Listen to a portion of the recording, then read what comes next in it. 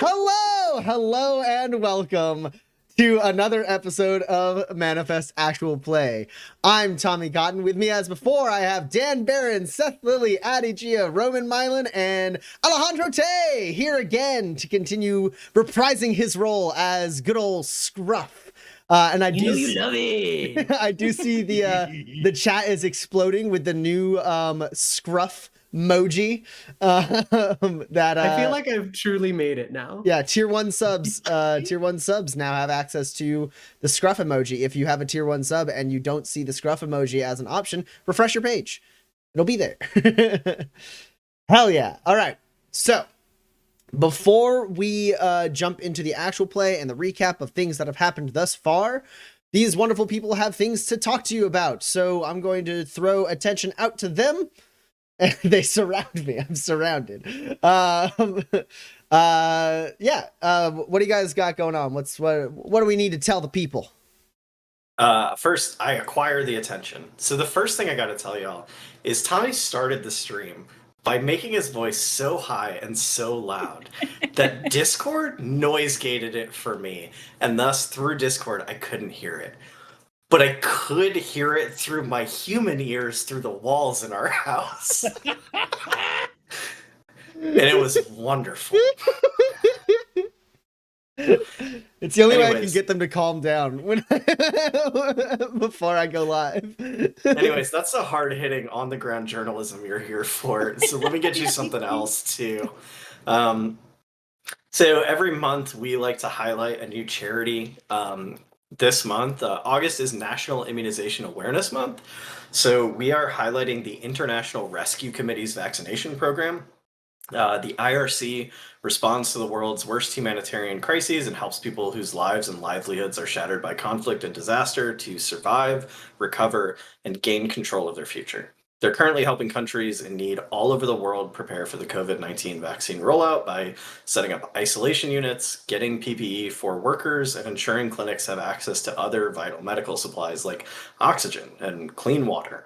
They're a really great organization. If you have any amount of time or money or bandwidth to give to them, they actually have a really great breakdown of exactly where your money goes when you donate to them. It's wonderful, and we would appreciate it.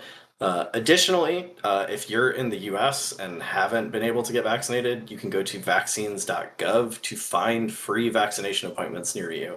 They also have some cool incentives, like they have links to companies that are giving away free things like childcare and other things of that nature for people who need that to get vaccinated. It's awesome. Get a vaccine. They save lives. Someone else now. I acquire the attention. He has the conch. I have the conch. What's up, everybody? Welcome back to the stream. It's always around 8-ish. Same channel, twitch.tv/Waypoint Live. We are here going off, doing our thing.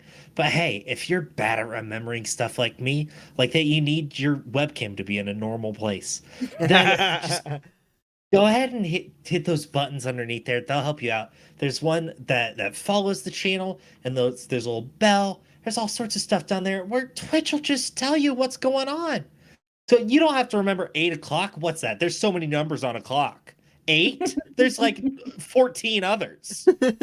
Just let Twitch tell you. It's a computer. It's made to do that. And then if you could also hit that subscribe button. It's good on here. Really smash that thing. We really appreciate it. Everything that you guys provide to us goes back into the stream.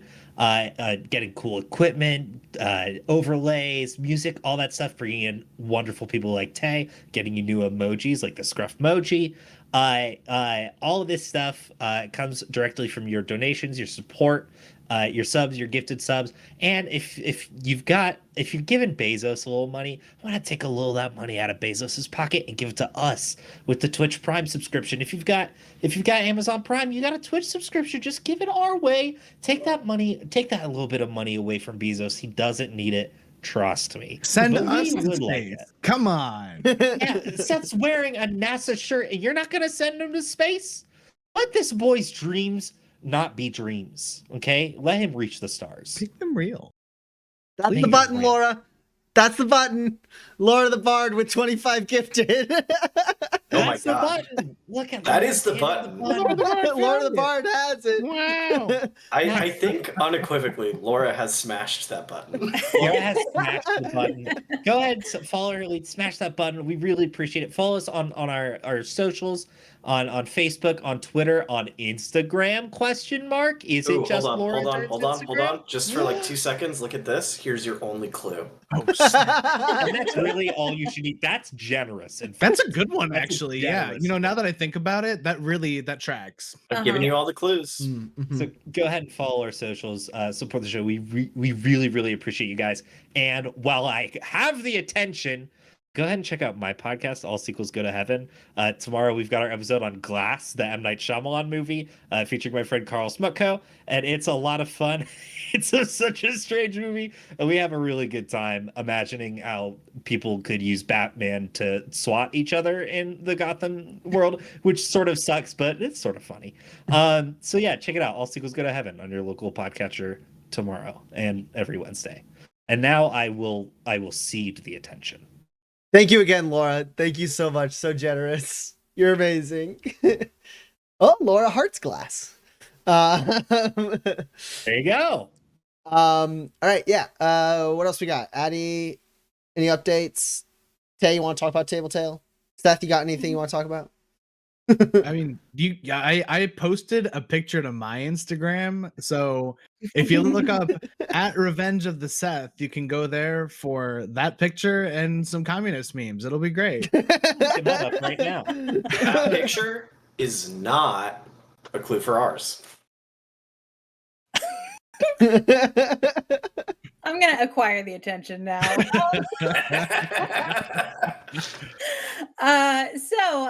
For our updates, we are still going to Origins. So if you are in the general Columbus area, generally at the end of September or beginning of October, you should swing by and say hi and maybe play some cool games. We are also going to be running a few events, and when those go live and you can sign up for those, we'll let you know here and on our social medias, definitely all of them. And then also the not very, very soon. I don't want to promise a day because who knows with USPS how fast they're going to be. But very soon we will have our first merch available. So there's some very exciting things coming up. I know I've been talking about it all summer, and finally I ordered the samples for them, and so we're gonna get those in. I'm really stoked. And then if they're approved, we're gonna take them to Origins with us too. Another reason to go to Origins. We've also got some other launches coming up, but that's just a teaser. I'm not gonna say anything else quite yet. And then Tay, would you like to talk about Table Tale? I'll acquire the attention. So if you're here watching us now, it is because you are a fine connoisseur of folks playing awesome role-playing games on your screens. And that is something that you can do right now because not only are you doing it literally right now, but over at Table Tale, Addie and I released an actual play. It's not live, which means you can keep watching this and then save this. Here, I'll pop it in the chat. You can save this link for later. We edited it for you and everything. So you can just watch that as soon as we end the stream tonight. And you're just filled with remorse that you don't get more of Addie's face on a little box in your screen. You can do that. We have an actual play. It's awesome. It's a walk on the Feywild side.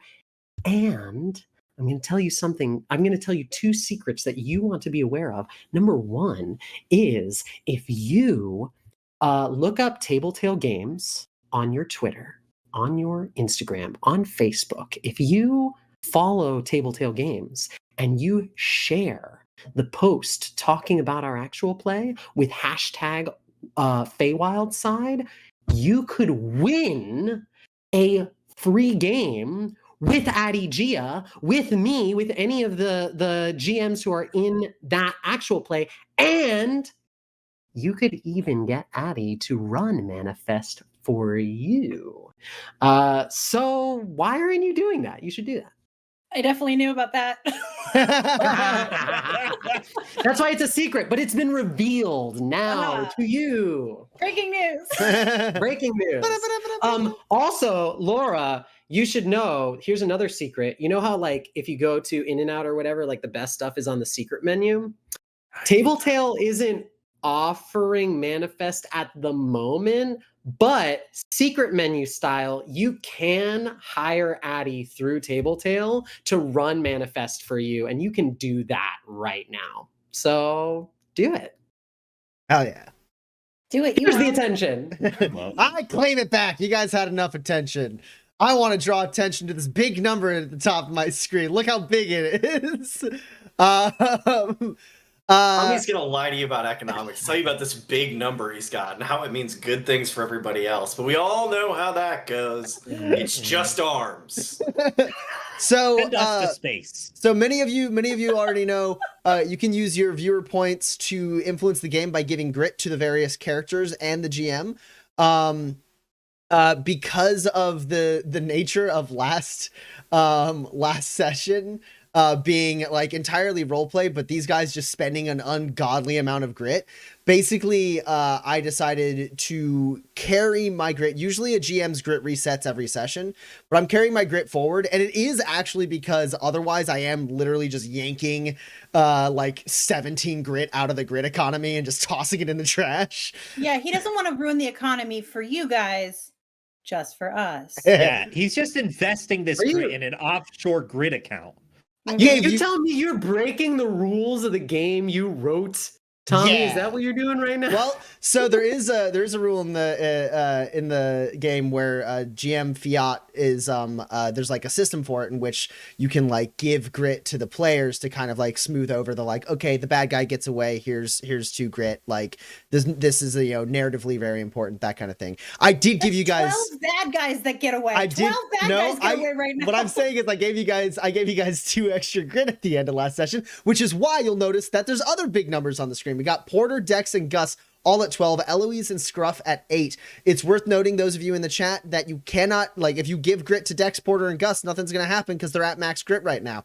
Eloise and Scruff can take grit, and I'm going to do something uncharacteristic. Don't give me any grit. I have too much. Don't do it. This is I gotta give me a chance to spend it. Let me at least like take an arm or 2 and then give me grit.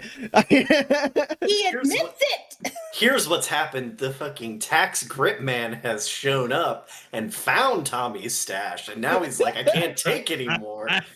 This grit's a work Grit. expense. I wasn't taking any grit. There's So only so much I can write sorry, with my I'm just gonna have to taxes. cut this out, and we're gonna go look at some character right now. So we're gonna jump into a recap in a minute, but first we're gonna look at the cool character art we got from Kate May and teleport our minds to the world of Manifest. Ah!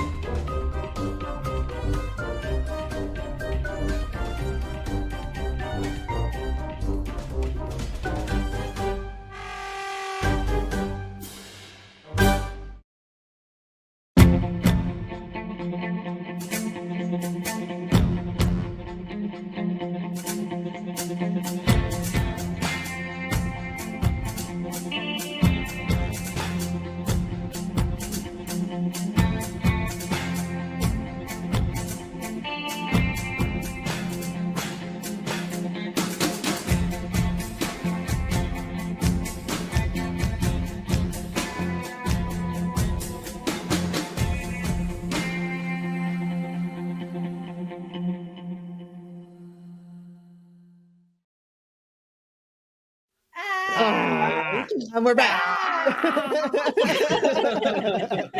All right. So the story thus far.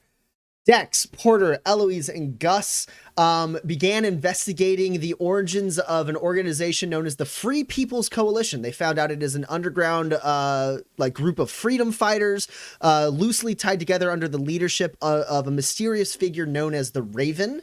And they befriended them, at least temporarily, as they're trying to get a feel for the merits of this organization, seeing as their initial introduction to this organization was a group of them, a group of people in the FPC ambushing them after murdering a person to use the dead body as bait. So, not great. They're trying to find that man, Kenny Mathis, and that's what led them along this path. Along the way, they also ran afoul of a militia company based out of Brimstone Garrison, a mysterious militia garrison that in the Fort Dearborn territory that is experimenting on illuminated people, spiriting them away and doing horrific, terrible things to them. And the subject zero, patient zero, is none other than Scruff. This old crazy man who is very illuminated and managed to escape. The FPC was searching for Scruff, and these 4 drifters have found him.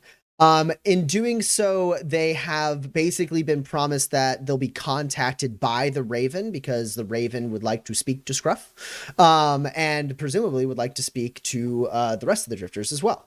And so last session, they arrived in Tobias Station, a trade hub in the center of the Badlands, a buzzing beacon of civilization before the extremely harsh Western Badlands. They camped outside of the mesa, and Eloise built a helicopter, has successfully built a helicopter. Oh, I have one more day on it. Yeah, but I mean, okay. We did shoot the shit and everything and then ended the session, right? So Gotcha. Yeah. So that during that time, Gus kind of spent some time experiencing almost like city life, met a man by the name of Gray Foster, who turned out to be a member of the Sheffield family, one of the organized crime families on Manifest, who kind of gave Porter a little bit of the 3rd degree for being in Tobias Station, as if Porter has just a little bit of a black spot on his name when it comes to the Sheffields, which is something all of these drifters know now. I think everyone knows. Everyone's aware except for maybe Scruff. And so that's where we wrap up. The only other thing, oh my god, I'm looking at the chat and I see the augmented Scruff with the sunglasses that don't fit onto his head, and it's so good.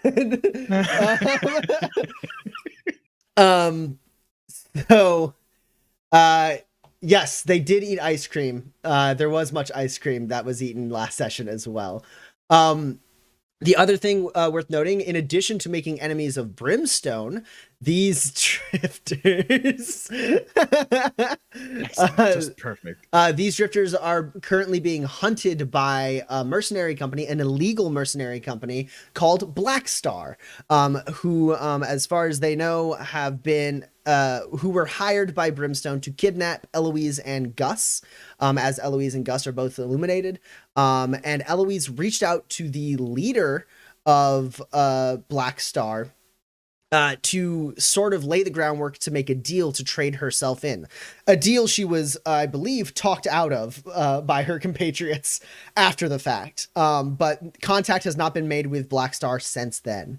The only other important thing about Black Star that's worth mentioning before we jump in is that the person in charge of Black Star, Henry Fawcett, is in possession of fully operational proto-martyr technology that someone in the family wants to add to their collection of antiquities and curiosities. And Porter, who has kind of been has been effectively banished from Markham's Landing, could clean his slate with the family and return home should he acquire and deliver this this piece of what the kids on the street call filament to the family in Markham's Landing. That is the recap of what has happened thus far. We pick up this session with Eloise completing work on the helicopter. Eloise is done. Now, if there's any mods or anything you want to make, you can, of course, start progress on those. But the base, fully functional helicopter is complete. And you guys all wake up to see the scaffolding is filled now with a helicopter that Eloise made. Eloise, what's the helicopter look like? Is it just like a basic chopper? Does it have any like cool extra features? Anything? Oh yeah, I need to make it extra load bearing. So right now it's just got sort of like the six or the 2 seats in the front and then 2 side facing seats and then 2 seats on the other side of the doors, but there's like an overhang inside like of the roof so that the cars can be like strapped up on either side. And then I have a little like sheet over part of the back, like where the tail is, where like maybe the identifying numbers will go. There's a tarp over there. Yeah, because I have painted something there, and then that I want to surprise everybody with, and then it's blue on the bottom, and then like sort of like reddish brown on the top. So it's harder to see from its respective directions. Extremely rudimentary stealth tech. Yeah. I don't know. Eloise probably did not take me up on this, and that would be the right choice. But I think at some point I did offer to cannibalize the Rooster Strider to give the helicopter legs so that it can also Oh like my gosh. bounce around and then just like jump and start taking off. That is amazing. I love it. It's a terrible idea. What are you talking about? Makes perfect sense. Well, I'm not sure about how to do the hydraulics on that, but I could try. You're like real smart. You can do it. I mean, sometimes it's just about the capability. It's because it's an air. It doesn't really want to go on the. Hey, listen. If you're scared, I get it. All right. I'm not. No, it's scared. cool. You know what? I'll make my own little jumpy No. whirly bird. No. Well, I've been paying real close attention. I took really careful notes, so I can recreate all of this. It'll be fine. Okay, then that's probably. Okay.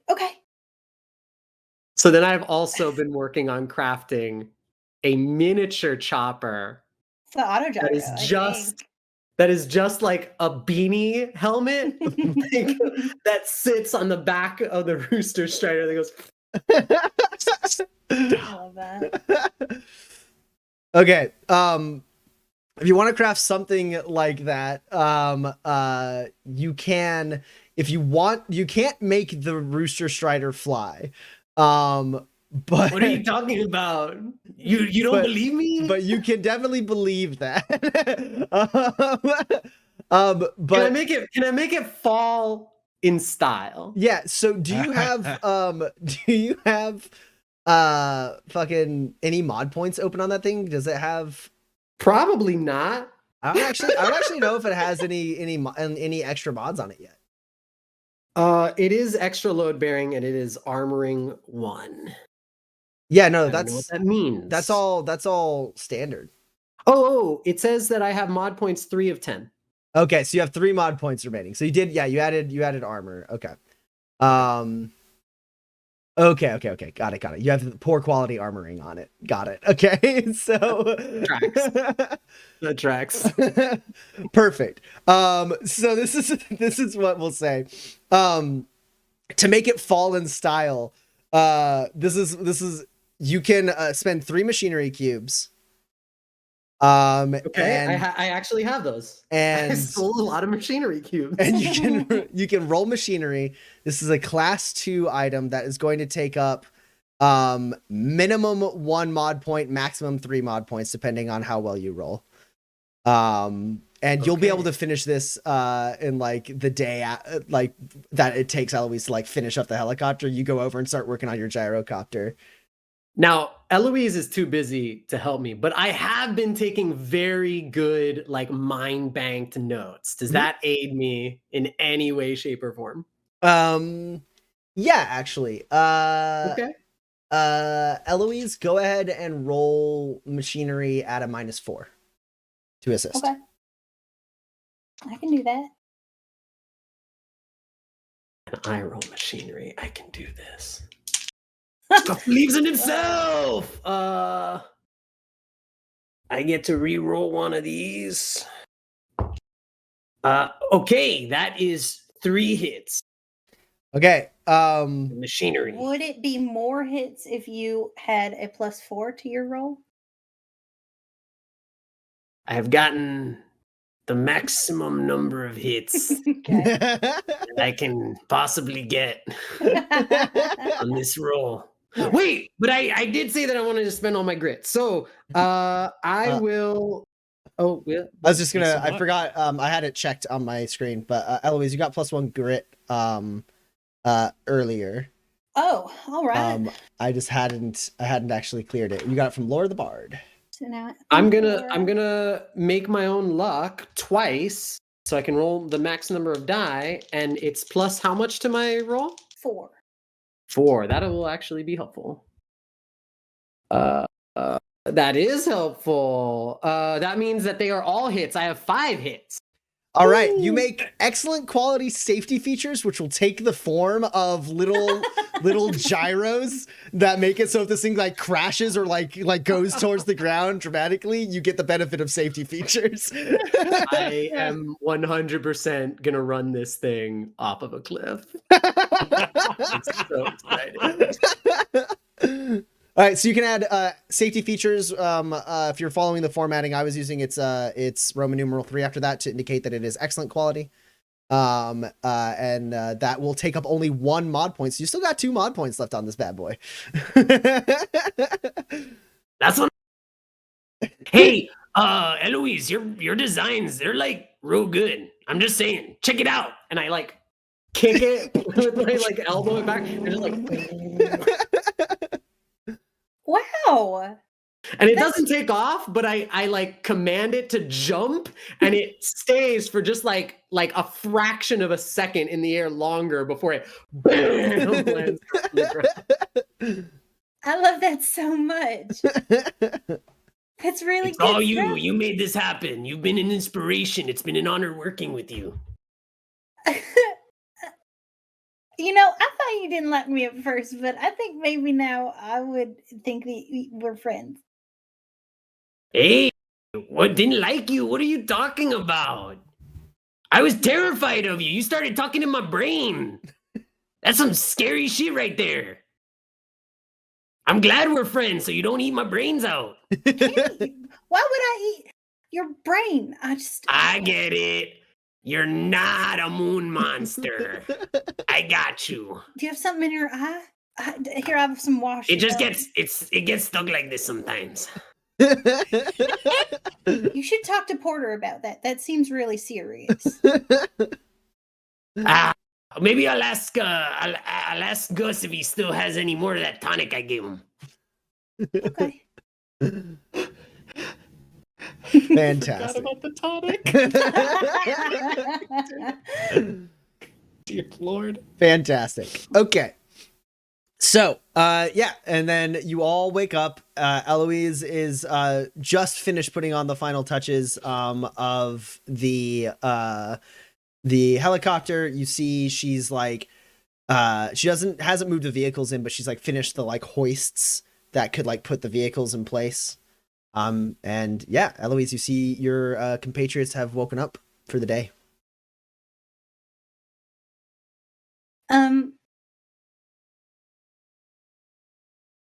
Hi. Good morning. Dang, El. That's a whole helicopter, right? That's it. There's no more parts of it. That's what that's a full helicopter. Yes, it will run. But It's That's so technically cool. 2 helicopters if you look carefully. I don't see it. What are you talking about? You see the little rotors pop out on the Rooster Strider. I like that. It's like he's got little ears or something. Will that fly? Oh, sure, of course. Eloise designed it. It's gonna fly. You all look over to Eloise, just like standing behind Scruff, shaking her head. Do you not trust in your engineer and your designer here? I mean, Have you no faith? I've seen her do some incredible things, and I admit I am not mechanically minded. Like I'm not build stuff smart. It just they seem like such small rotors for how big a Rooster Strider it is. Listen, this is way past your engineering capabilities to understand. But All right, I know you that what? there's something that you do understand. And Scruff is gonna like waddle over and hand over a bundle of regular medium fire arrow ammo bound in twine. Oh. We'll stick to the flying, you stick to the shooting. I like take it and I look at it like this is a very nice gift, Scruff. I got it for you myself. Dex does not have the blend or manipulate to really hide that this will not fit any gun any of us currently possess.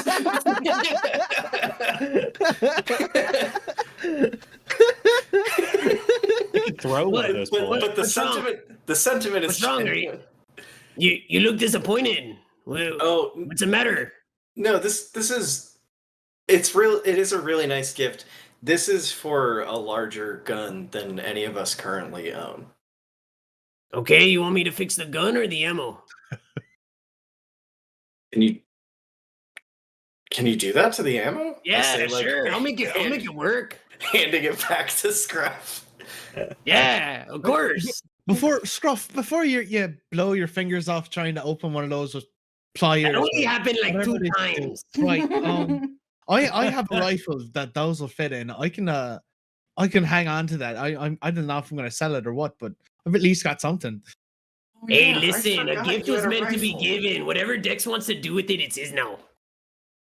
Scruff, this is very nice. Thank you. And I hand it to him. What the fuck? I just gave you that. What the hell? Shit, I mean, right in my face. Like, you couldn't even wait for me to turn around? What the hell? Scruff, we just had a whole conversation about it. Fucking malcriado over here. Ah. And I'll like go off in the dust and like kick rocks. Should I give it back or I don't think that's gonna make it better. no? That's a good point. I forgot you had a rifle. When did you get a rifle? Oh, we did a little shooting practice. Out in the. That's right. Yeah. Black Star guys. That's right. That's right. Yeah. Hope we don't see them again. That'd be really Careful with nice. that. That is very incendiary. Oh, is that why it's dripping like lighter fluid? Yeah, we should package that up better. Good. Yeah. Y'all want some coffee? I'm on my like 3rd cup of coffee. I take some, sure. Yeah, I'll brew up a fresh pot. I'm gonna finish this one off, and then y'all can have some coffee after that. Gus is pretty hungover, I believe. He's only a little hungover. He's very tired. I don't know actually the tier for extra load bearing. Is it tier 1 or 2? What, for extra load bearing? Yeah. It doesn't say. Hang on. Load it up.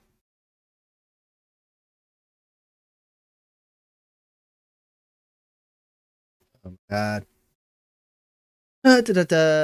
Extra load bearing is craft. It's 2. Oh, 2. Oh, it's right there. Yeah. Just kidding. This was a test of the emergency broadcast system. Glad I can You've read. passed. Cool. I'd like to make that and then also some safety features. Okay, those are class 2 items each. Yeah. Please tell me they look like little gyroscopes just like hanging off the side of the helicopter. They're most certainly not that. And it's also 9 machinery cubes, 6 for the extra load bearing and 3 for the safety features. It is not because because you have original so- design, so you can take what, 2 cubes off of each of those. Yes. So the safety features is just 1 machinery cube, and the extra load bearing is 4 machinery cubes. Great. And that's literally my very last machinery cube. Mm. So, I got 5 hits on the safety features. Excellent quality. Great. 1 mod point. Oh wait, that explodes. 5 hits also on the extra load bearing. I really enjoy being so good at this. That's gonna be excellent quality, which is 7 mod points. Great. Thank you so much. Yep. Yeah, and since we kind of were like fast forwarding, like you'll be finishing those up right now. That is the finishing touches you're putting on this thing. So if she was that successful at making it extra load bearing, does that mean it can just like carry? Yeah, it's why it can carry the vehicles. It can carry all the vehicles. Yep. Oh, this is gonna be great. Yeah, so she's got parts underneath one of those kind of like wings almost is Porter's wagon, and then parts under the other one is Gus's car, and then there's basically like a hatch like right near the back that can open up where the Rooster Strider fits perfectly. And the Wait, automaton wait, wait. horse. So I'm gonna be like sitting in my Rooster Strider outside the helicopter, just with like little goggles. I but you love may. this. What are you talking about? There's no other option. Okay. Yeah. Cool. Sweet.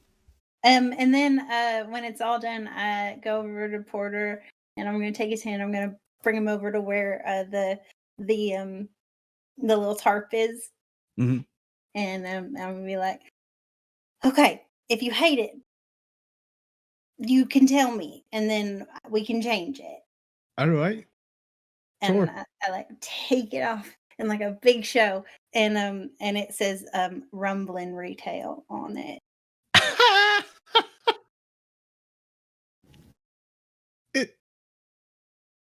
Is this a?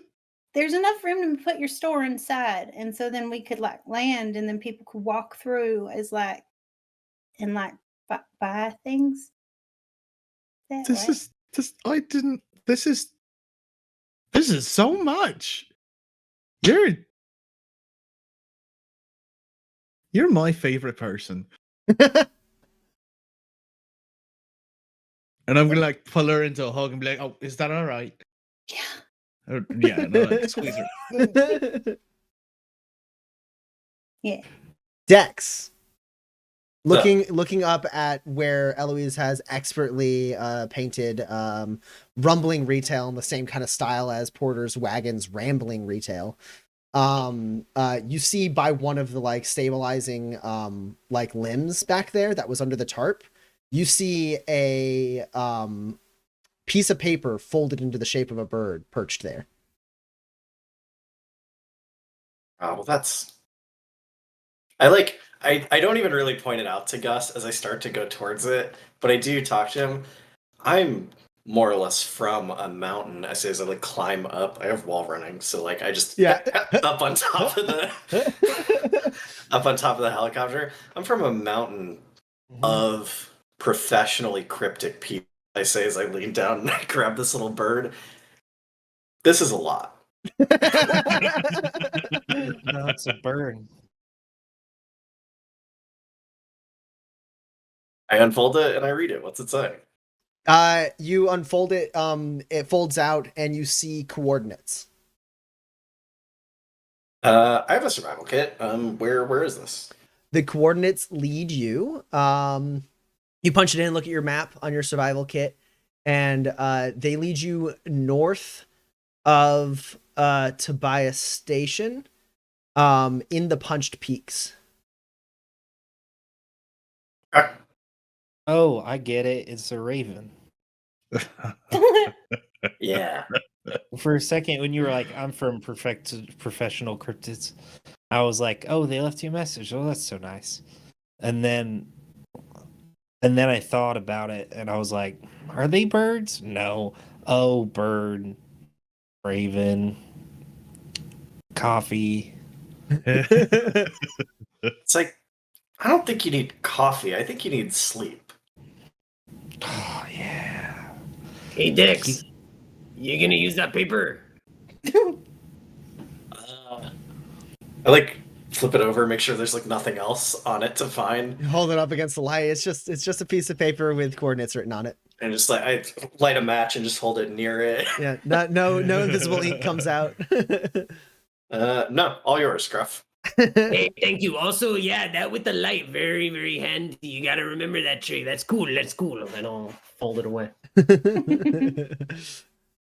I've got our heading. Where are we headed? Pull up the map, and it's a bit north of the station. It's in the Punched Peaks. I guess we can find some place to land and maybe hike. Yeah.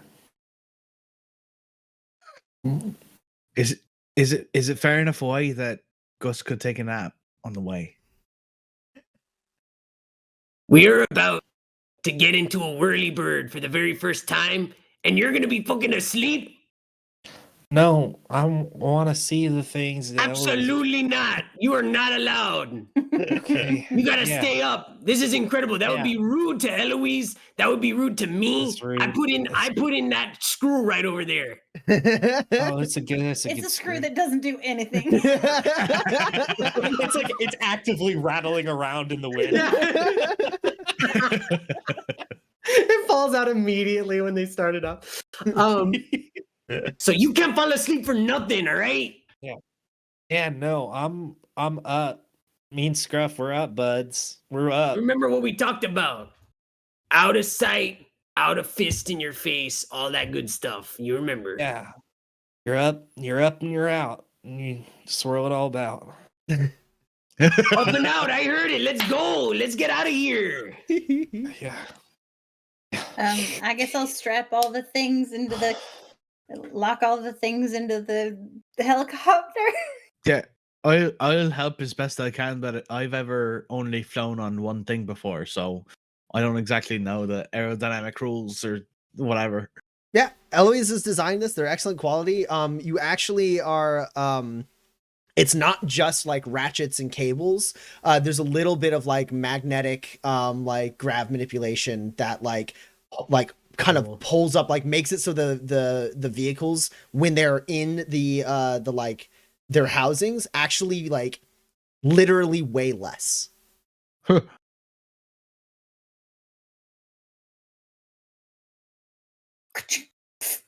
I put on my headset. Like get in the pilot seat because I don't think anybody else can fly it. No, it's all you. Listen. I don't know how to fly this. I'll sit in the co-pilot seat if you want. I don't think I can help. I can help. No, I think you should just shouldn't. I Aren't thought you you were going gonna into sit your, in your vehicle? I think yeah. that's best. Yeah. Yeah. That's where I'm gonna be helping from. Don't worry. He opens Okay. up the little hatch and climbs into the Risha Strider off the back. And pit stop just comes in the helicopter. Amazing. It lays down. Come on, boy. Here you go. Mechanical horse lays down. Yeah. Gus, now if I recall correctly, Gus, you drank a tonic, a mystery tonic that was Yeah. nothing but side effects, right? Yeah. And if It's all side effects. and if I recall correctly, it was those are going to happen randomly. You told me that they would happen when they happen. Okay. And you tell me they do. Okay. So you guys hit Eloise, you hit the engine. You've broken down your camp, loaded it all in. A little bit of a crowd is like coming to watch as like the rotor starts like pulling up and Oh my everyone's kind of watching, holding their hats and like watching. Porter is just like white knuckle holding on to a strap like next to his seat. And Eloise, you don't have to roll to just take off. It just happened. It just happens. Great. Yeah. This isn't I mean, I guess it is a stressful situation in this for you in general because people are watching, but like you're not being shot at. Nothing is actively hindering you as you I mean, we could make something actively no. Scruff detaches. Please No. Yeah. And so the rumbling retail just like pulls up over and does like a gentle like 360, giving you like a beautiful panoramic view of the Badlands around the Punched Peaks. Eloise sets the heading, and then the nose tips down slightly, and it starts moving its way north towards the Punched Peaks. Gus, one of your side effects kicks in right now. Oh, I thought it would be all of them at once. I know. You're gonna freaking drag these out? That sucks. That sucks so bad. How many side effects are there? Is it 4, 3? There's 4. 4? Okay, cool. That's what I thought. So number them however you have them written down. 1, 2, 3, 4. And the fourth one happens now. Oh, stop. Okay. Yeah. Does everyone have on like the headphones? For sure. That's just air safety. The only person who wouldn't is Scruff because there isn't actually an External attached. headset. Yeah. I think Gus is like looking out the window with wonderment. He's like, "Hey Dex, you ever been up in one of these? No. So cool. It's like I'm up high and I'm like, ow, oh, ow, ow, no, ow." Are you all right there, Gus? I got like in there, like right straight back. It's like a. He starts like poking at his head. Oh no. Ow. Ow. No. Ow.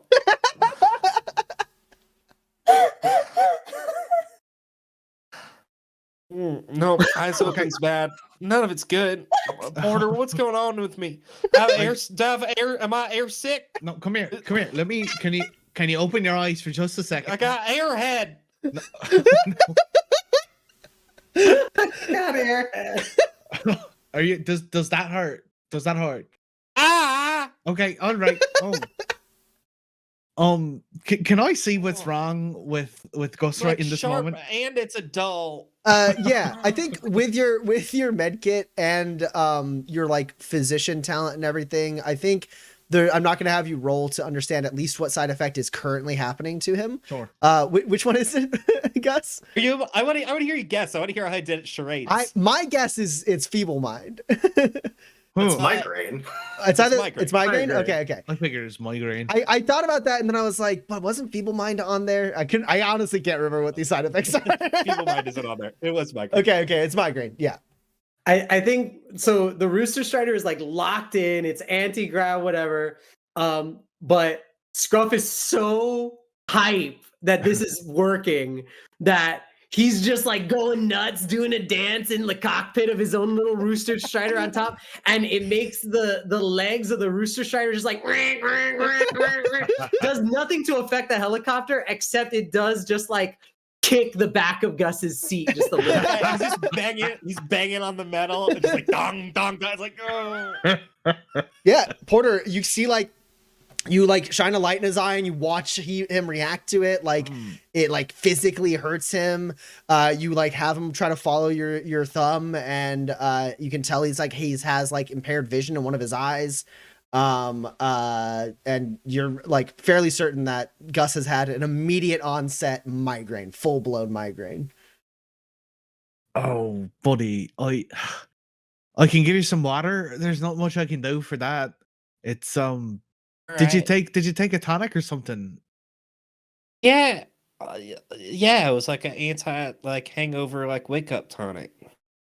Oh, and where'd you get this tonic from? No, Scruff gave it to me. You know, he's sort of giving That's what I gifts was around. afraid you're gonna say. That's Then we sort of stayed up and we talked. Well, I mean, he seems like he was just up and he woke me up. So I guess we stayed up and talked yeah. from like 4 a.m. till now.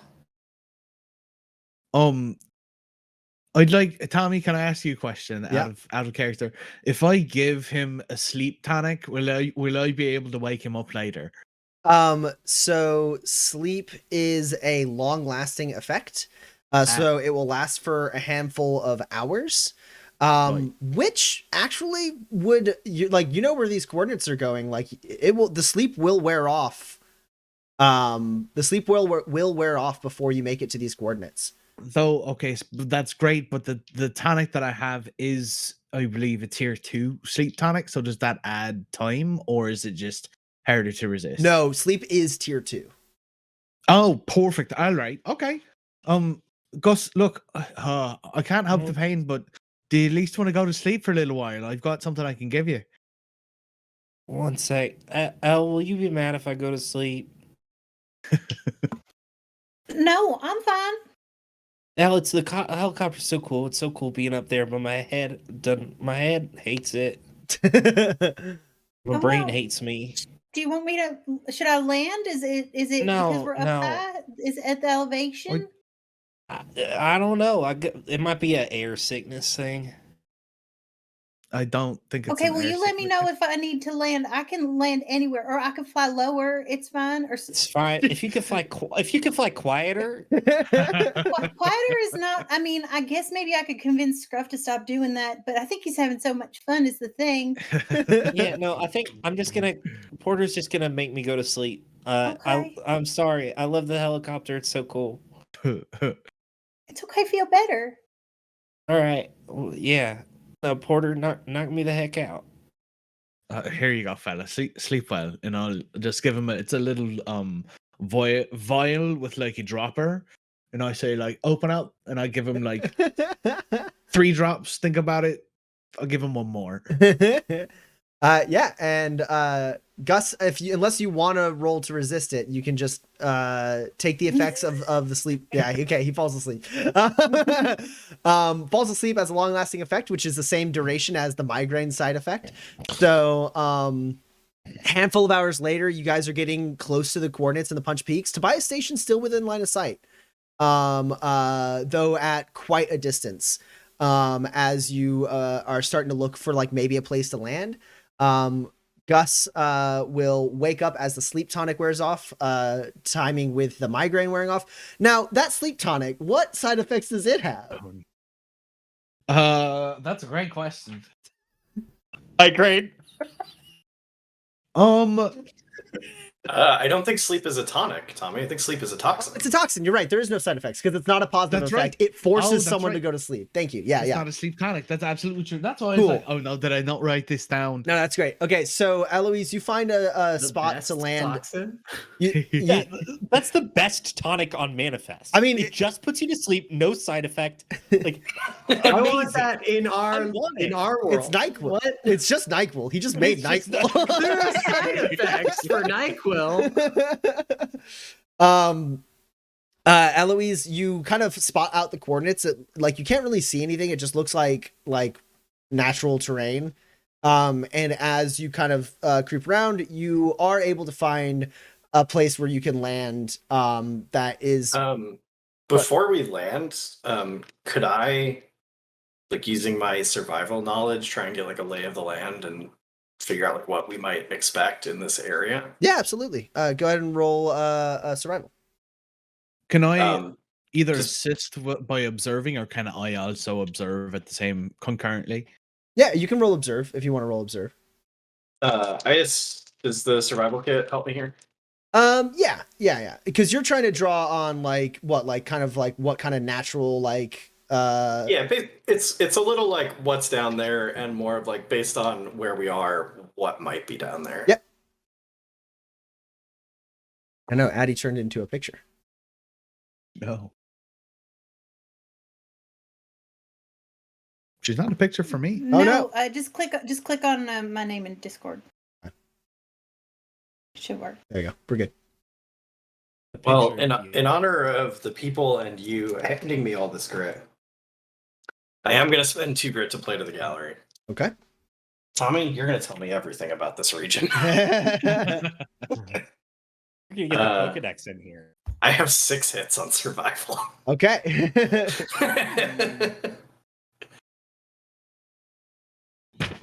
For solidarity, I will play to the gallery as well. I'm about to break 30 grit. I hate I'm it not when doing what anything, you but just I said. will also play. No, I've got 3 hits to absorb. Okay. There were no penalties to that, right? Correct. You guys have time. You're flying overhead. Yeah, so Porter, you look around, you help Eloise kind of spot the place to land. She was going to land a place that was probably going to be about an hour to 2 hours walk up some like tougher terrain. But you managed to like scope out a spot. You're like, actually, I think if you approach this from this angle, like you might actually be able to like kind of thread the needle if you like that's something you think you can do. So basically what Porter has done is identified a place where you can park about 10 to 15 minutes away from the coordinates, as long as Eloise successfully rolls a pilot check. And Dex, you got 6 successes about the Punched Peaks and this particular area of the Punched Peaks. So you get a few things. One is generally like anything that you would expect like in Badlands Mountains like could be around. So like you know that it wouldn't be uncommon for there to be copperbirds around here around this time and around this season. Though they don't normally like go after people or anything like that. You think you're probably fine on that. You know that there's probably, you know, slide rock bolters and wapaloozis like in the area, which are mountainous creatures that kind of ambush and fall down on people. But you actually spot a few of them even like from your vantage point, and you're like, yeah, okay. And like what happens is, as like Porter kind of points out, from both the spot that Eloise saw and the spot that Porter has suggested, you are able to find like a perfectly safe path from like as you guys kind of circle around up there.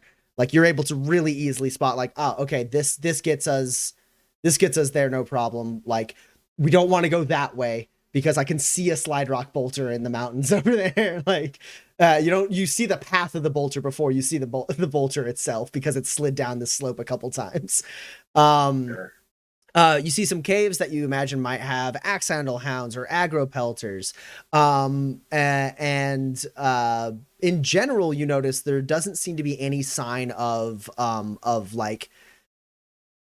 settlements or tribes or anything in the area. Like, you know that there's some people who live in, like, you know, the equivalent of, like, in cabins, or tribes that live in the Punched Peaks, but this particular area seems pretty barren. It doesn't really have any natural resources that are of any use to anyone. There's not even like any like nice creeks or anything in the area. So, like, you know, you think this place is a pretty desolate and untraveled part of the Punched Peaks. And then you notice something else. Right on the coordinates, the rock formation actually is just slightly hewn. And as, like, you pull out like a part of your survival kit and like pull out basically binoculars and look really, really closely, you see multiple holes built into different parts of the stone there, like drilled in. And you've seen that kind of thing before from people who like it's actually a thing that that tribesfolk in the mountains would often do, and some other people who would like build their homes into the actual stonework. It's basically, you see a very subtle exit to a chimney, small enough that like critters and creatures in the mountains won't like crawl in and be a problem, but large enough to let the heat and the smoke out of someone's house. And because of that, you're able to actually spot, as like Eloise kind of like does a final pass, like there is a structure built into where the coordinates are, like right where the coordinates are. It's like built into the like actual body of the stones there. Okay. Yeah, I'll point that out to everyone awake as we arrive.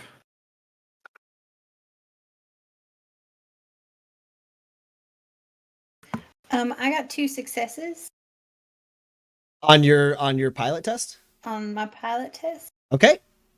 Eloise will be able to successfully land. Ah! And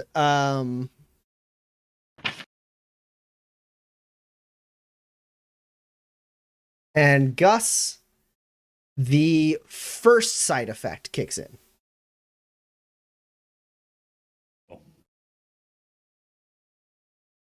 You wake up, your migraine is gone, you feel fine. You watch as Eloise starts to descend. Scruff, from back there, you've been like for like hours, you've just been out there like being excited and looking around.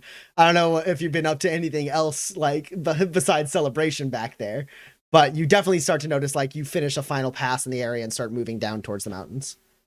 Oh, As we No. get there and as we land, as the moment that the rotors, essentially the moment that the wind dies down, I'm going to pull out the piece of paper, the scrap of paper that Dex gave me, the Mhm. unfolded one, Mhm. and I'm going to very, very carefully refold along every single one of the seams so that I can get it back to the bird shape that it was originally in.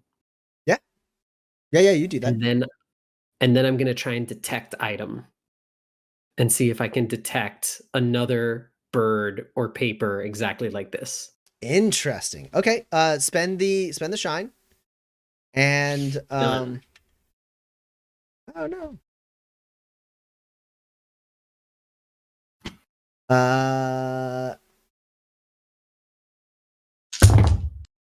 Yeah. This is actually going to be in a post test. Oh, interesting. Okay. So your highest number Well- will matter. My highest number is the highest number that's a hit, right? That's Or a just in success. That, yeah, the highest a success. success. Okay, the highest success is a 13. The highest success is an explosion. I remember how to play this game. There you go. That was fun that's watching you good. realize that in real time. Okay. So I have 4 hits and the highest is a 13. Okay, you're up against a 9. So how many of your successes are 9 or higher? 2. Okay, perfect.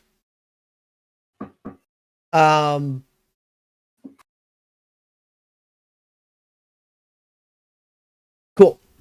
So as you do that and the helicopter starts lowering, you finish folding the thing and your teeth kind of and they like kind of like this like little electrical storm like passes around in your teeth and it flashes and there's like this electrical charge like your hair stands up a little bit. You feel this electrical charge like go through the air and tether you in a direction, and that direction moves slightly as you move, and it's pointing right to where the coordinates are. You sense like it's what you're able to sense is not like exactly folded the same way piece of parchment, but a piece of parchment from the same tree that is down there. You detect a bunch of them, in fact, like, you know, a stack of papers basically. And This bird's got a lot of primos. Let's go. as he clambers back in.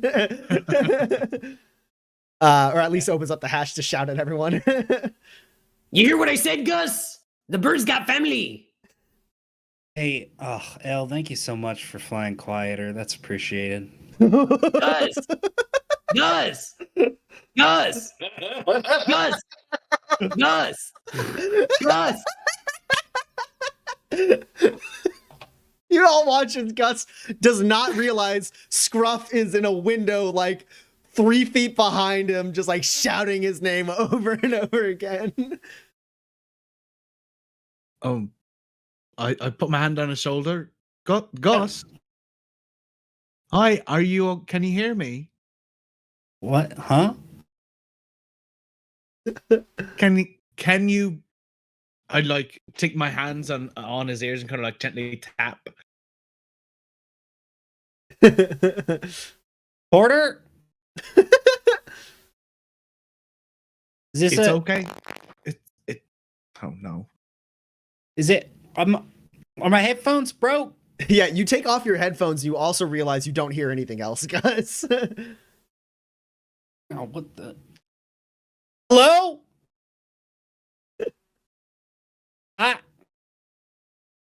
What? Is this a Scruff. sky? Is this a sky madness? Scruff, what kind of what kind of tonic did you give him? What kind of tonic? I give her the dog. It helps wake you up and keeps you alive after you thought you're dead to the world. And what was in it? Good stuff. Like all the best stuff. Okay, good. Okay. Stuff like you wouldn't believe, Vato. Like stuff like that you haven't even seen. And I know you've been everywhere. You sold everything. You put things in bottle. You sell them yourself. Nah. This is like high quality, like top shelf. You know, for once, Scruff, I definitely believe that. I'm sure there's things in there that I would not believe. Wait, did you hear me about the family of the birds? The bird has family. We gotta find the bird family. I don't know what that means. Oh my! Just get with it. Let's go. And I'll hop out and Okay. I'll start heading in the direction. Nope, not that way. Gus, Scruff, not that way. Gus, just follow me, okay? I'll do this. You go with me. You with me, okay? So Eloise, you've successfully landed your first helicopter. You climb I'm out. just gonna follow you. You climb out. You see Porter pantomiming to a deaf Gus, like, follow me. And then Gus like shouts out, like, I'm just gonna follow you. You see Scruff making a direct path towards the hidden like house, and Dex like not like frantically chasing after him, but definitely like trying to keep pace with him as he's like, not this way. I take the keys out of the ignition, put them in my pocket. And I guess Is Scruff being wrangled, or is Yeah, how successful am I in this endeavor? Oh, I don't think I resist you, but I do like continue to go. Like, don't you get it? If we find the bird's family, we're fine where we're going. Right. No, I understand. I saw where we're going. Scruff, do you see that? I point at like a section of cliff face that he's about to walk by that is like just well worn down in sort of a single groove. Does it match my lightning trail in my head? No, not this one. This one's vertical. This is like straight down. Okay, no, you don't know what you're talking about. You can't see the birds. That's where a slide rock bolter is going to fall down on you and kill you. What do I care about rocks? I care about birds. No, Do you it's not hear me? It's a big mouth that hangs up on the side of a cliff and then it drops on things that walk underneath it. Can it fly? Well, in a manner of speaking, So you're saying it's a bird? it can fly down. All right, I'll listen to you, Birdman. All right. Hey, I saw a path from the air. If we head around this way, it's safe. Me and Scruff return. okay? Yeah. Eloise. Everyone's together. Gus is still deaf, and you guys have a heading from Dex. Yep. I guess we go that way. Sure. Yeah, I'll take point. So you guys start making that way, part way along the journey, because it's, roughly like 15 or so minutes. The terrain is like rough. It's not a path, right? Dex is like having you guys like climb up and like move past, move like through like in between like crushed like pieces of mountain and like through like thickets of like brambly, like dry, vegetation. Gus, your hearing does return, part of the way. Oh, thank goodness. And I need everyone to go ahead and roll me either an athletics or an endure test. Great. While we're rolling that, where are we now vis-a-vis where I believe the rest of these birds are coming from? You I'm actually pretty good. so you got that kind of like ping, that like sonar ping, and so you have like the direction in your head, and you have a good enough sense of direction that like you're kind of like circling around and approaching it from a less direct path. You're making progress towards it for sure. Like Dex is leading you to the same spot you felt. Cool. Is this a fatigue test, Tommy? Yes, it is a fatigue test. So if you have vented or anything that assists you with fatigue, like being able to use the survival kit for fatigue, you can do that. Yes, good. Thank you.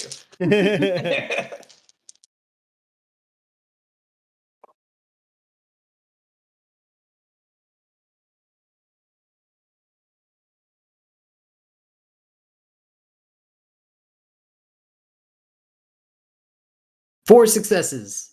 4 I'll from kick this Scruff, party off. 2 for Porter. 2 for Porter, 4 for Dex, 5 for Gus. Some for Eloise. number for Eloise. You're under your 3. picture. 3. 3. Cool. All right. All of you are fine. No one takes any fatigue damage as you make your way through the terrain. It's not the roughest terrain in the world, but it is like kind of tough. But you guys are all totally capable. You've been on running through the Badlands left and right. This is just time. You guys just have to spend a little time on this. And then, yeah, about like a little over 15 minutes later, like Scruff, you know that you're like where you sensed the stuff. And Dex, given your survival roll, you see like the like mound of earth and stone that is like naturally formed and has been like, hollowed out to make a home. And because of that, because you know exactly where to look, you see what is a piece of like slope that you could identify is a hidden like door that can open up. It's like at an angle so that there's actual like stone and dirt and stuff on top of it, but you can kind of see that stone and dirt is like has been kind of pushed there. Sure. Everyone, be quiet. There's a little nest of baby birds here.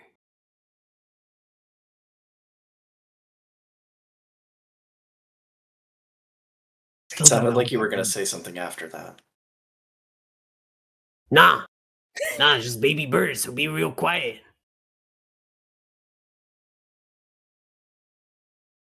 Do I also notice this door? Um I don't keep it to myself. I'll point it out.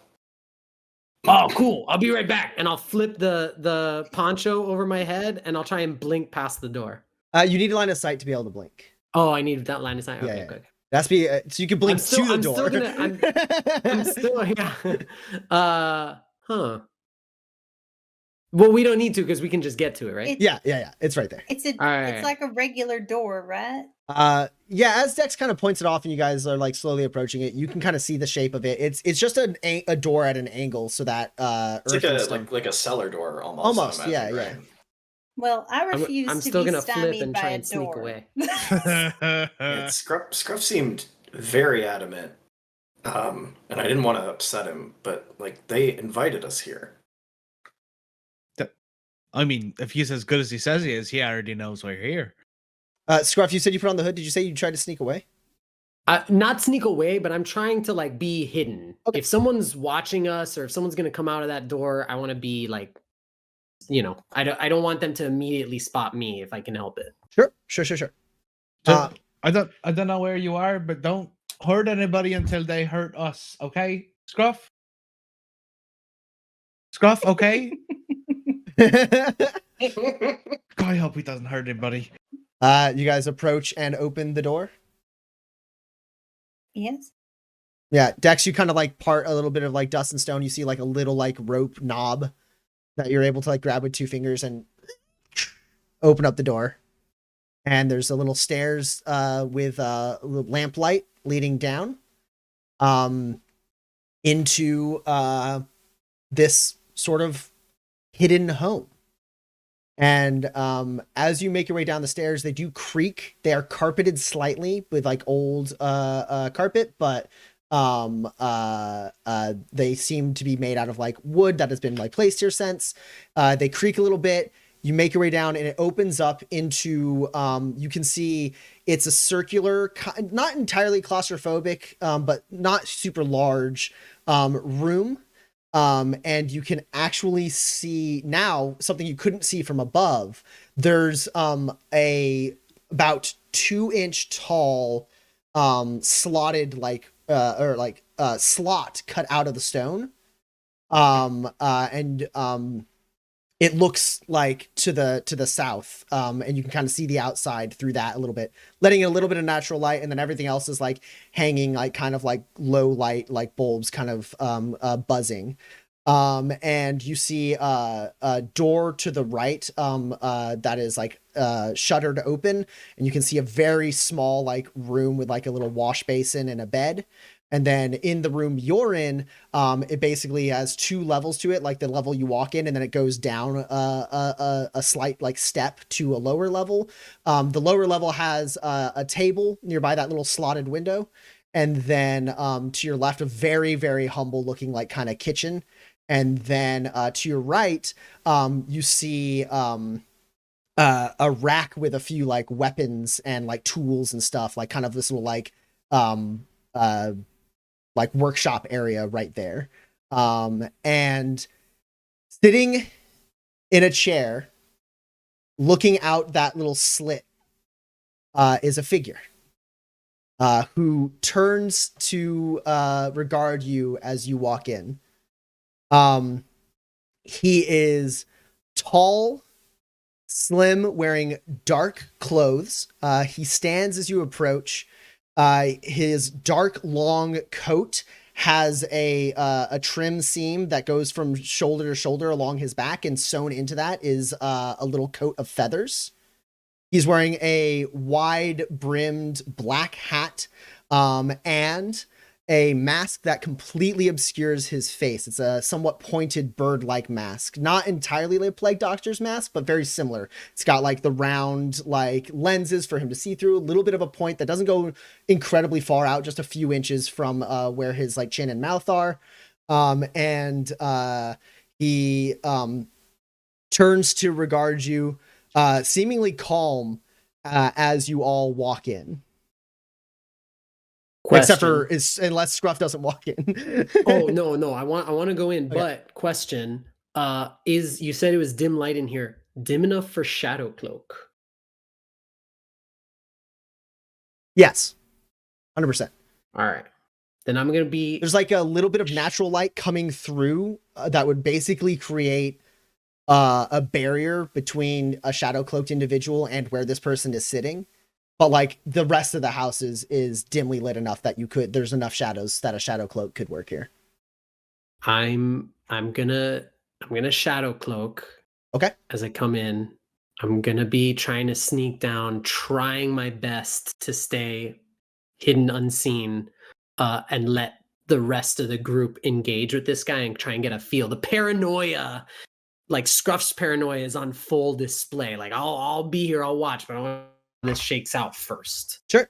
So you kind of see that kind of Cheshire Cat's grin as Scruff pulls the shadows of the stairway down around him and begins to like fade out of view. So go ahead and spend the shine and roll that somatics test. And also you get 1 grit, Scruff, from Laura the Bard. Thank you, Laura. So back up to 7.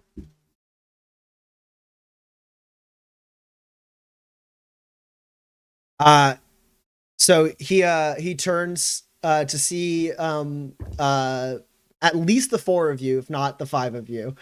As you step in, he turns and goes, "Howdy."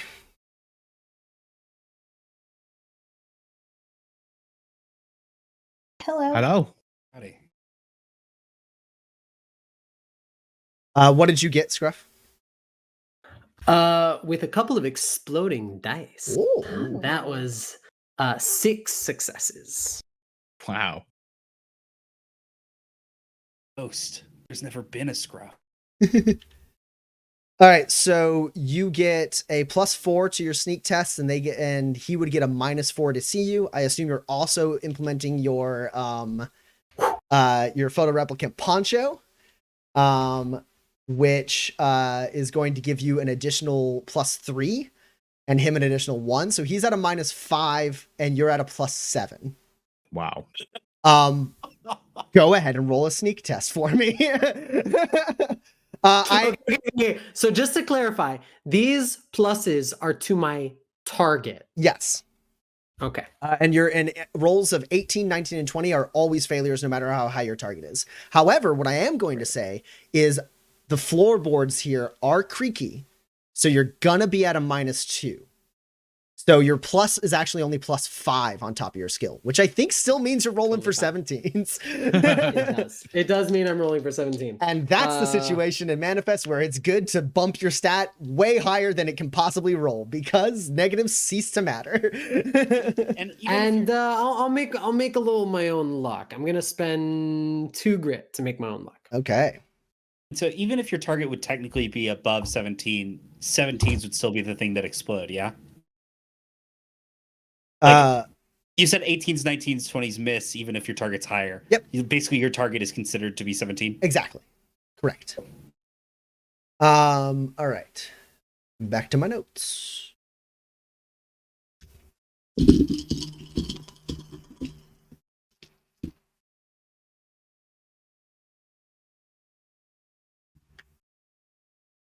You are up against a 13. I have a question. Okay. If a die explodes Mhm. and I have reliability, Mhm. can I re-roll the exploded die? If you haven't spent your reliability and the exploded die did not roll a 20 or a success. then that is 5 successes. Over The highest 13? is a 6. Over 13 is 4 successes.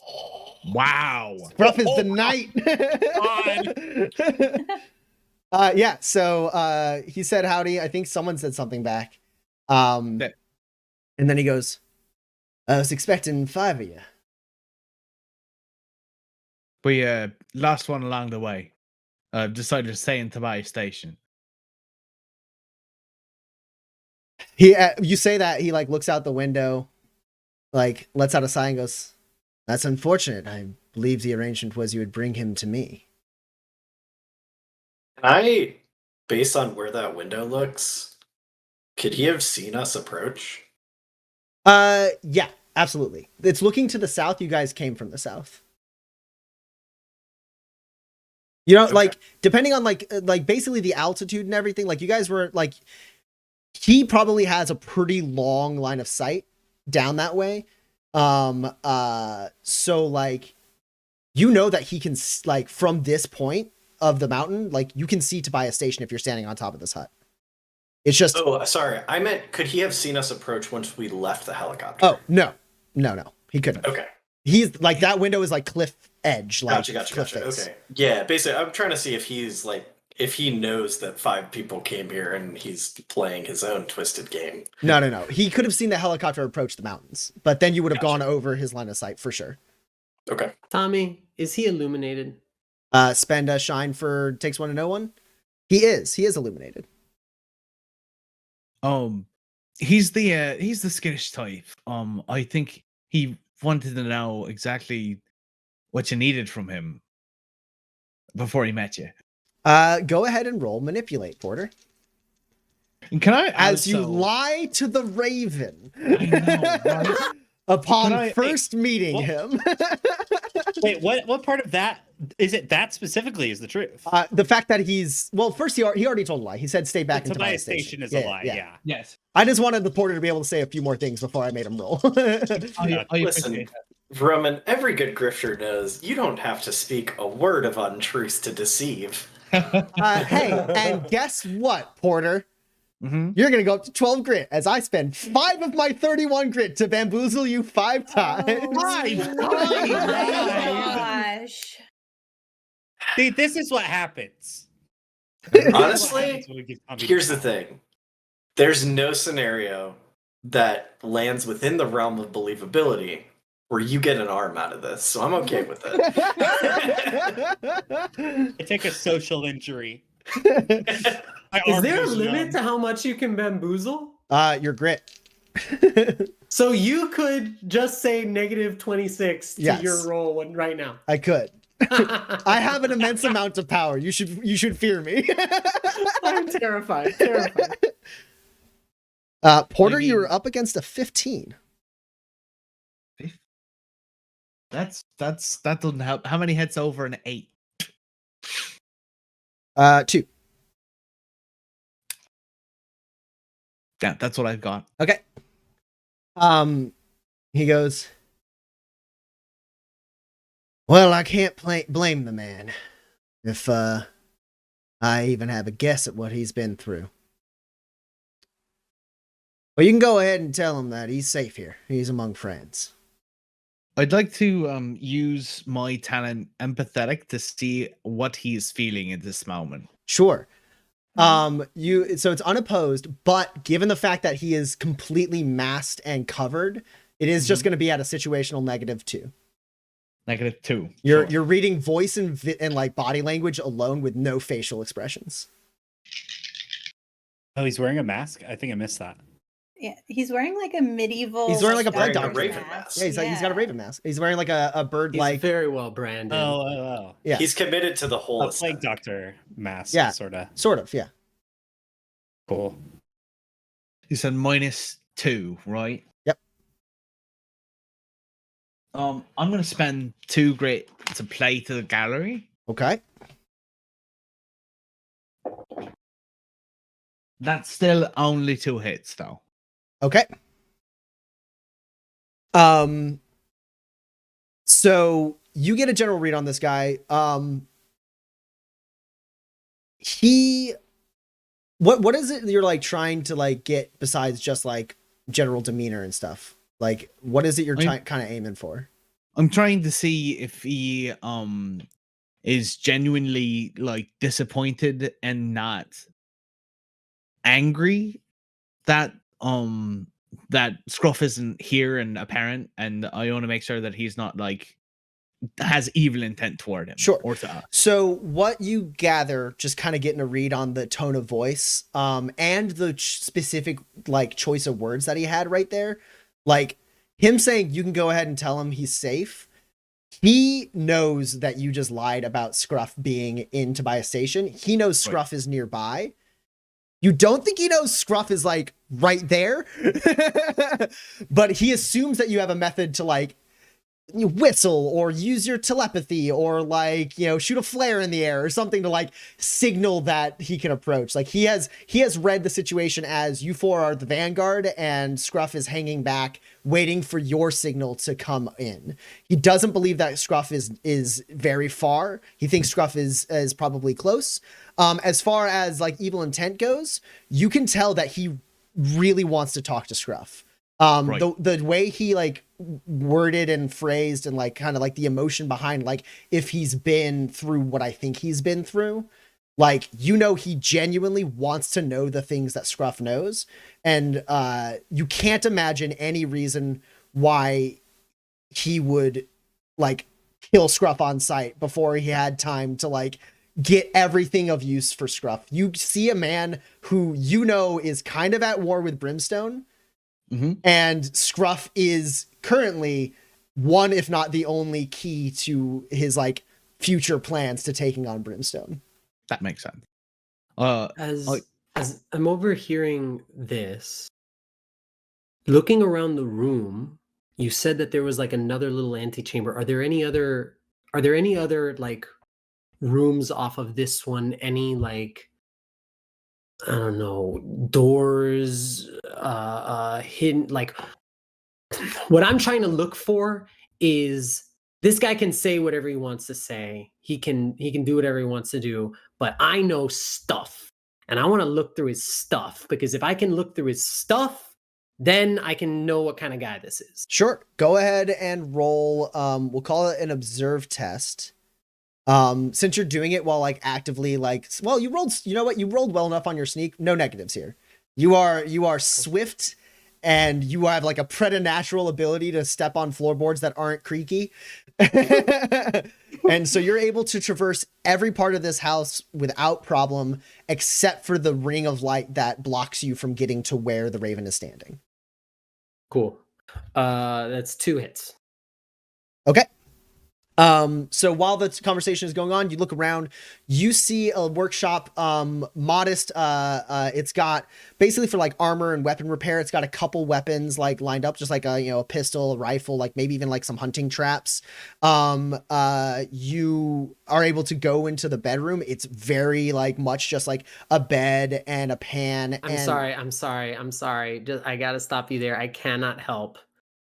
Do I see any ammo that matches Dex's gun? Yeah, there's light. There's light firearm ammo there in the workshop for sure. Okay, carry on. And so you snag that. You snag a bundle of light firearm ammo.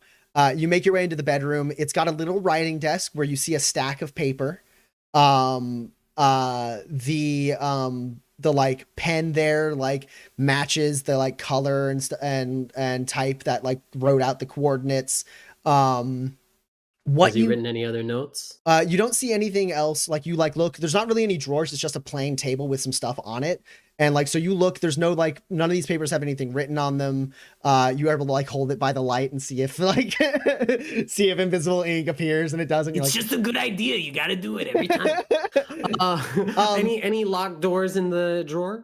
No, there's no drawers. It's just a flat table. Just the writing desk. One thing you notice is that this seems to be a hideout. You're familiar with hideouts. It's a thing that, like it's like bare minimum hideout. It also looks like it isn't used very much.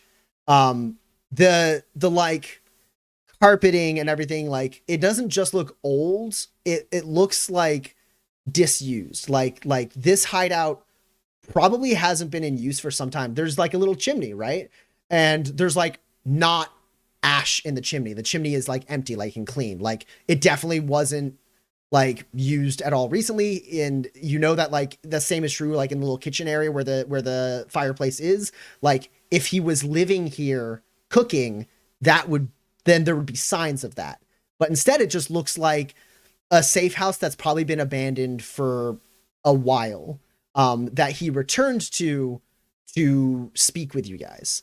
So he picked kind of a neutral sort of safe zone for him too. Yeah, exactly. There's like this is what you see is like the equipment for somebody who was like hiding out in the mountains, like hunting for food and using this as a base of operations. And what you notice is it hasn't been used for that purpose in some time, and there's probably no other purpose for this little hideout beyond that. Right. Porter kind of like shakes his head and he's like, well, you're as good as they said you were. He knows that you've told him that he's safe. He might take a moment to warm up. Go ahead. And at that exact moment, I will try to flip the Raven's mask off into Porter's hands. So the thing is, there's that barrier of light, so he'll see you coming. No, I'm going to telekinetically flip his mask off of his face into Porter's hands. Okay.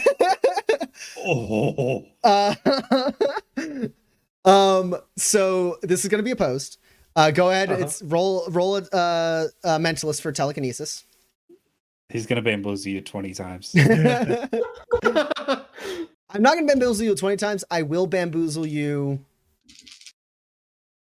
3 times. Bamboozle 3. So you're at a -3 for this. Okay. Dan, Addie, was this what it felt like when Kinsey did something? No comment. It's a different flavor, but it's the same genre. Yeah. Okay. You are up against an 11. You actually helped me because you reduced my target just to explode one of my die. I do that Great. an unfortunate man amount of after my times. own heart. Yeah, that happens to Addie. Every time I give Addie negative, she's like, oh, now it explodes. And I'm like, God damn it. That is 6 hits. What's your highest over an 11? Over, I can't because what I'm trying to hit is a 10. Okay, so is 10 your highest then? If you 10 is have my any highest. 11s, you could play to the gallery to hit them, and they would count.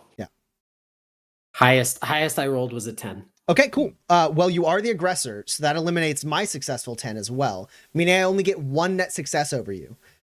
So he only gets a partial. And what happens is, Porter, you say like he knows that, you say that he's safe. And the Raven like turns back away from the window to like regard you, and you can kind of like tell he's like scanning the room now with a little bit more like acuity. And then you watch as the mask, like the seams right here that connect it to like a cowl that he wears, the buckles like pop, and it goes to fly off of his face, and he catches it. But not before you see like a jawline and a bare like kind of neck under the cowl, of what looks to be like rotted flesh. As this person quickly like pushes the mask back on, and Scruff, I need you to roll warding test for me, or discipline. Never done this before. Warding What do or you do? discipline, as you are the target of an illuminated power. We're in a real life Rico Kasich. A real light in the darkness. Oh God. This is hard.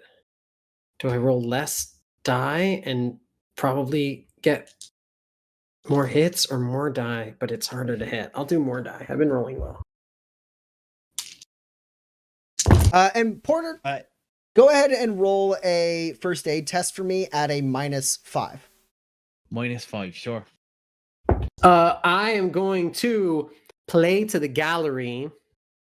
What am I at? I'm going to play to the gallery twice to explode 2 of these die.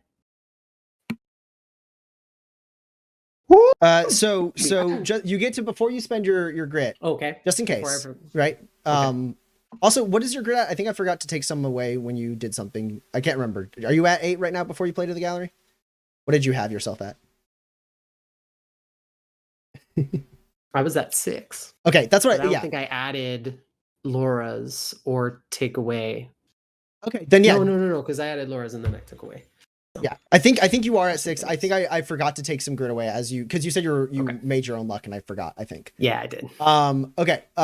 So. Do. That's a D12. Wow, you do need a fistful of D20s to play this game. So right now you are up against. I have to make sure I can do this. I can. So you're up against a 14. So let me know if that actually helps. There's you. no way. I mean, I'm trying to hit a 5. Okay. Yeah. Can I in this moment? Can I ward for him, please? I think in this particular instance, no, but there's a follow-up power that you will be able to.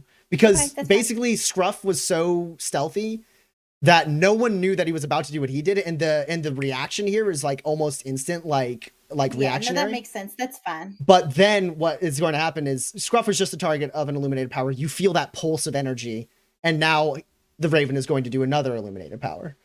So basically what you tell Scruff, what you're able to tell Scruff, you feel this like kind of like this come out from him, and you feel as if you are seen. Like you feel like he knows where you are now, as if he used detect life to find you. And now you're gonna have to roll warning again.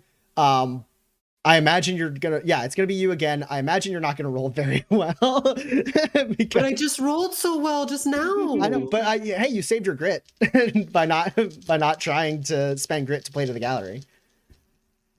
This will be a thing that you can ward against Eloise when Scruff inevitably fails, unless I roll really badly. Okay. So I'm now rolling this test again. Yeah. Is the deal? Yeah. Okay. And Tay, you might want to roll for whichever's got the higher target because it's opposed. I see. All right, I'll do that. You're up against a Thank you 12 for this that hot time. tip. Nope. They all were bad. They were all bad. The 16, 16, and 18 is bad. Okay, cool. Eloise, you may now ward for him. Okay, great. Thank you. Eloise, you are trying to beat a 12. The top 2 I have are a 12 and an 8. Okay. I have other successes, but they are. Can I tell what this power Middle. is? You'll be able to tell. It's only targeting Scruff. You know that. Great. Cool. I will spend 2 grit to play to the gallery. Okay. Cool. All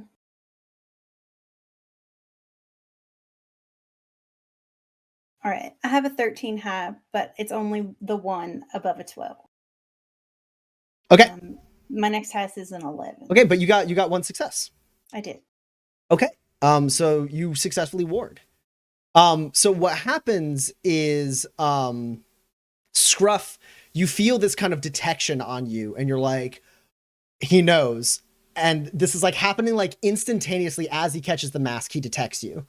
And then in the time it takes him to push the mask back onto his face, you feel your body moving against your will, Scruff, as you are telekinetically pulled forward about half an inch before Eloise's eyes flash a bright gold light, and you see it cut through this kind of like almost transparent energy in the room that was pulling you towards the Raven. There's like flash, like almost like this like golden like whiplash of light from Eloise that like severs the connection from you to the Raven. And then also, I will like activate my shield and step in front. Okay. Of Scruff. of where Just like, where you're not- pretty sure not in Scruff an is. aggressive way. Well, yeah. The 'cause shadows, I mean, yeah. I feel the like connection between the two of them to break. So Yeah. like he's in a sphere. I move into the sphere and just sort of like, Yeah. like, okay. Not in an oh. aggressive way, in a very defensive way. The Raven like puts the mask back on and like steps back, and like buckles both sides of it as he like looks to regard you. Sees you, Eloise, like with clear kind of fear in your eyes as you stand there with your shield activated. Porter, what did you get on your successes? I spent 3 grit to play to the gallery, Ooh. and I got a high of 14. 3 grit. You only have to spend 2 to play to the gallery. No, sorry, not play to the gallery. Go it strong. Got it.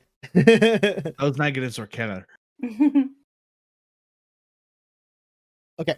You said you got how many successes? This is unopposed. 2. 2.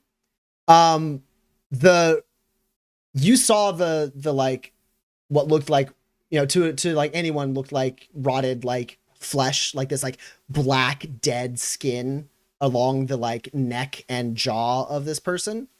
You identify it as scarring. As he like quickly attaches it, you realize that like you've seen that kind of scarring before. You got 2 successes, so you can't identify it for sure. It's not the scarring of like someone who was like in a fire or like mauled or anything like that, but you can't quite place its origin.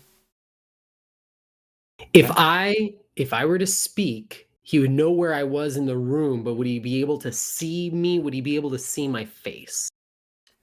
He'd probably get another chance with some like you'd get some negatives or he'd get some positives, right?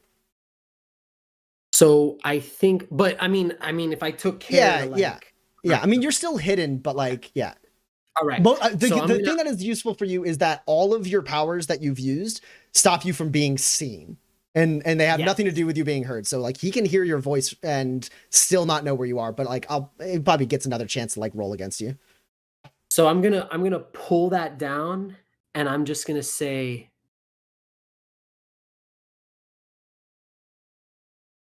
well, actually, did I see the side of his face? Did I catch that too? Everyone got to see it. That was the partial. Everyone got to see the desiccated flesh. Do I recognize him? Do I recognize that desiccated flesh? Have I seen it before? You don't actually. Does it at all seem of a part? Like, I feel like it might be something that happened at Brimstone. Right. Yeah. I think to your point, the answer is no. Okay. Like that does not you've seen some horrific stuff at Brimstone. Yeah. But like that kind of scarring, you've never seen it. In that case, I'll just pull the face down and I'll be like, Hey, Raven, I'll show you mine if you show me yours. Throw down, Bato.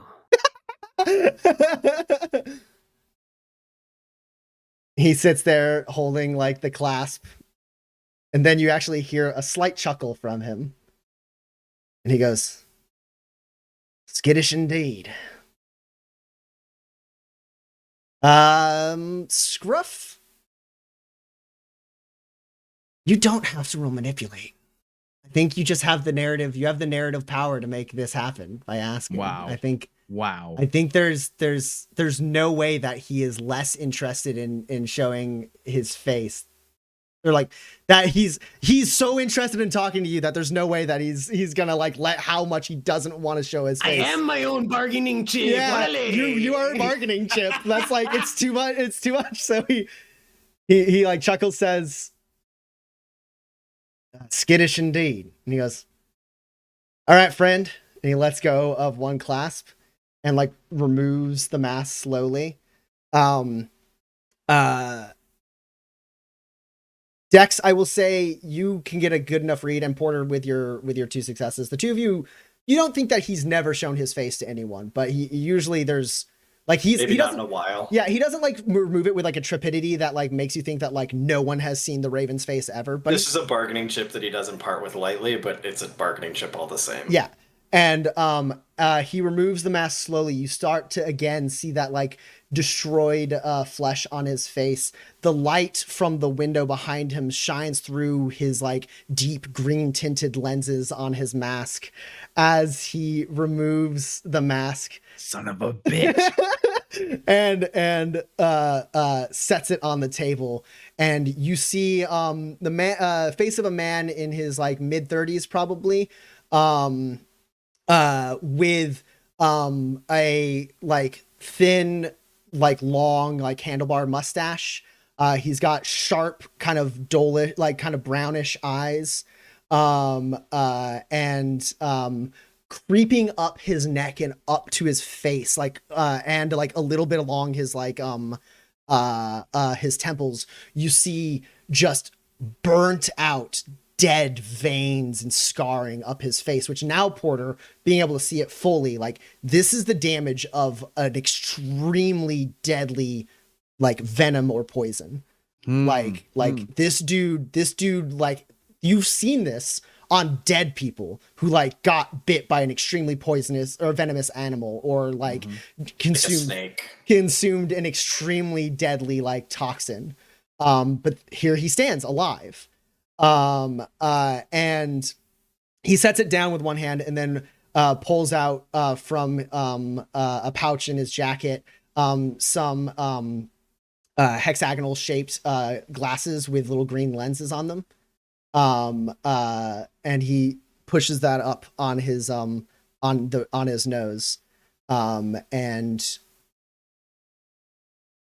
now seeing his face, Scruff, you can roll connections at a minus. Honestly, maybe you can't roll connections. Honestly, I don't know, but it's going to be a -6. Oh God, my connections were so good to begin with. For connections, I roll a single d20. Well, I rolled a 4, which would have exploded if you didn't give me -6. So... Do you have the grit to go it strong? You could go it strong. Oh, you spend 3 grit. yeah. But I will say, in addition to me saying that you could roll at a -6, I was going to let Porter roll at also a -6. No, I want to do it. I want to do this. I want him to get it, but I want me to get it too. Yeah, absolutely. All right, that's one success. Okay. And at the same time as whatever this connection I'm making is, at the same time I'll flip my hood back and I'll go, damn. And they say that my face is busted. As like the shadows peel away and Scruff puts down the hood of his poncho. I didn't use first impression yet. Can I use it here? No, you can't use it on connection rolls, but you should remember it for any other social tests you may have to use, like lying Thanks to the for that. Raven. I know. Ooh, okay. Well, great. It's wonderful. Oh no. I need to play to the gallery so that I can hit the 7. Okay, good. So, that's 2 hits and a misfire. He's back, ladies and gentlemen. Say that this is a success. This is a normal usage misfire. Okay. So you misfired, Porter. We'll figure that out in a second. How many successes did you say you got? 2. 2? Okay. And Scruff got 1. Both of you have seen this person's face on wanted posters in Tobias Station.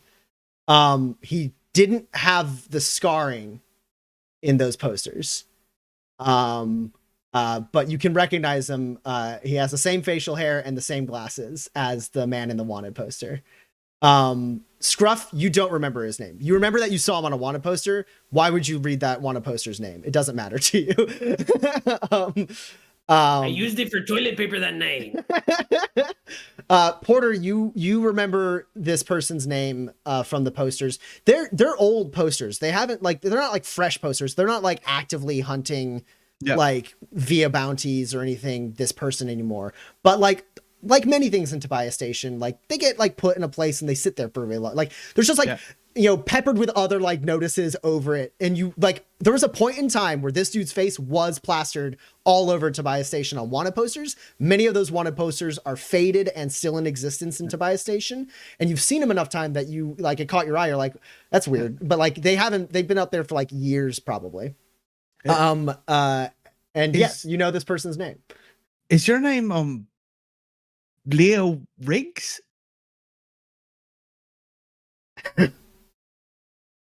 Well, I didn't think I was inviting bounty hunters into my home. Not. Gus laughs. That's a verbal Gus laugh. And now your next side effect. No. Give them to me. Got two more. Let's go. Not bounty hunters, but you've got a face that's hard to miss. They were looking for you pretty hard back in the day in Tobias Station, weren't they? For a time. Still looking. Just lost interest after a spell. Hope they think I'm dead. Theatrics over. Certainly look it. Like to have a seat? You say you certainly look it, and he goes, it was close. It's close there for a while, but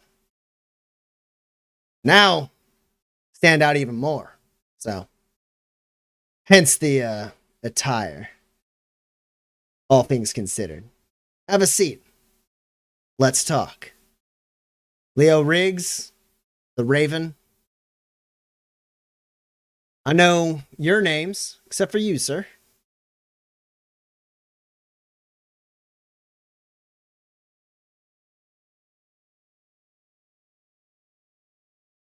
He like, Oh, is that an invitation? staring at you. He goes, it was. Not Yeah. taking it. You know the bird's name? The bird. He says, Yeah. like, having gestured to seats at the table he's sitting at, he sits down in one of them. I can't say I know what you're referring to, sir. That's a sick man. Keeps birds. Doesn't even know their names. Can I get you a drink? You can get it. It's a free country.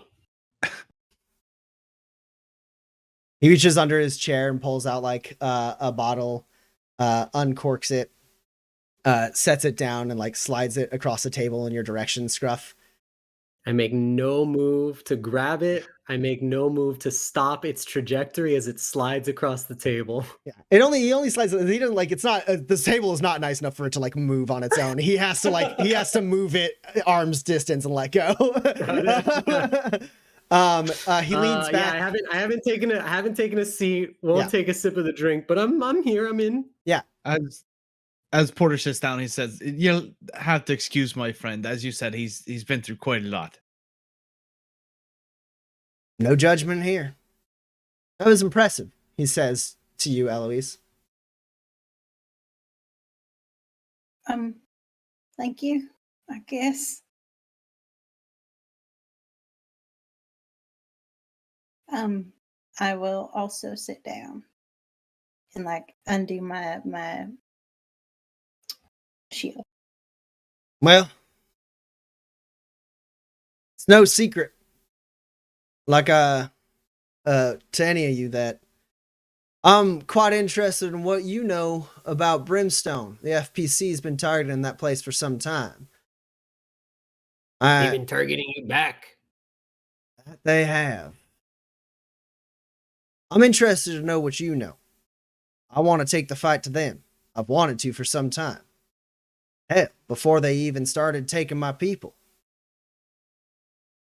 Well, I'm interested to know what you know. And I'm interested to know what you know of what I know. And I'm interested to know that if you know what I know of what you know, do you know? Don't know how I could properly answer that question. How would I know if I knew? Fuck, got me.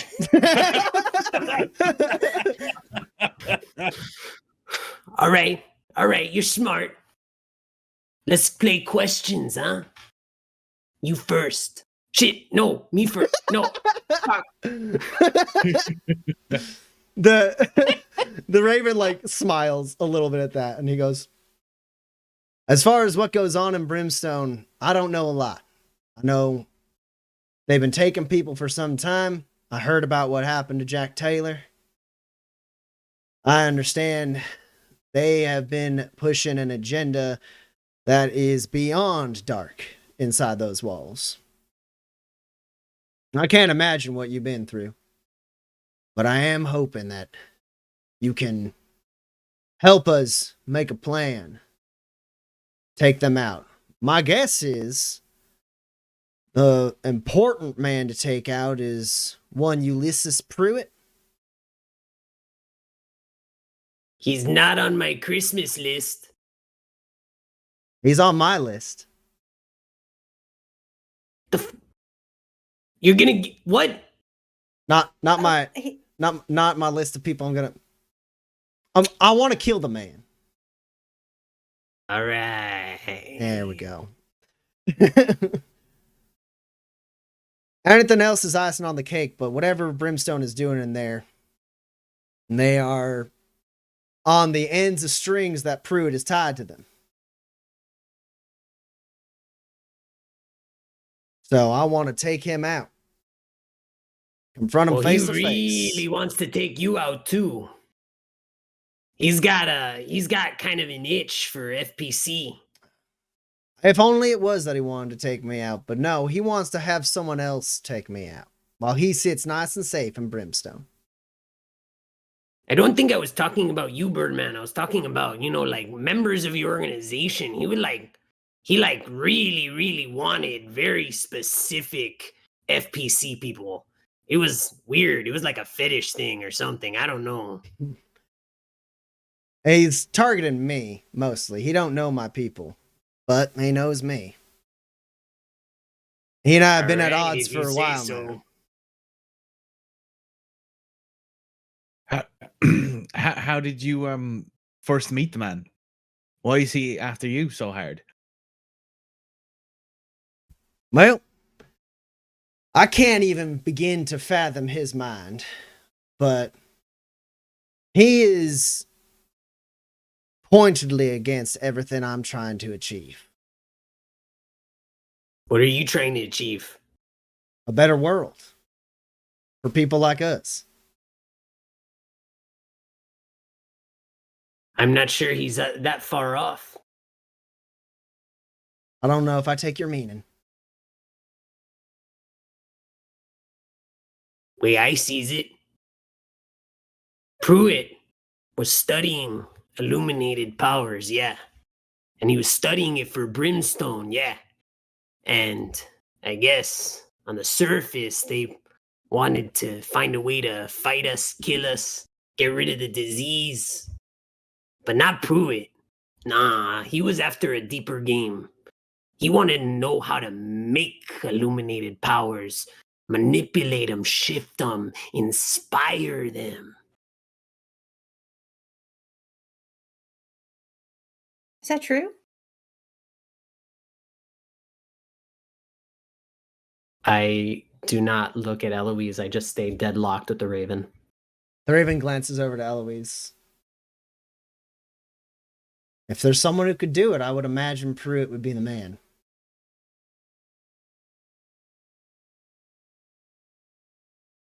That doesn't surprise me. That's not what I knew. And I didn't know that you knew.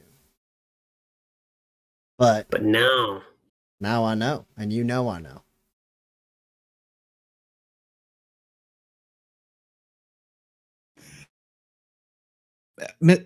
So Mr. Riggs, what's been your plan so far? I know, you've been the Raven for at least enough time to set up an organization of this size. I have met large, far-reaching branches of. I don't know. It's hard to put together. It seems like you've already got a plan in motion. Is that correct? Well, goal of the FPC has always been to ultimately change hearts and minds, but when they got the boot on your neck, there's not much choice you have but to fight back. Brimstone's the first fight. Taking care of Pruitt takes away their potency and the things they can achieve in the wake of his own intent, he says to Scruff. But, other than that, one fight after another. Brimstone's the main target. Once we do that, more people will realize that the Fort Dearborn militia is just folks. Folks you can beat if you organize. They're not some monolith of ultimate power. We can take them on, we can fight them, and we can make them change. You went to a lot of trouble to bring me here. Almost seems like you were waiting to talk to me before making a move. What is it? What are you waiting for? What do you need from me? I need to know where and when I can find Pruitt so I can put one between his eyes.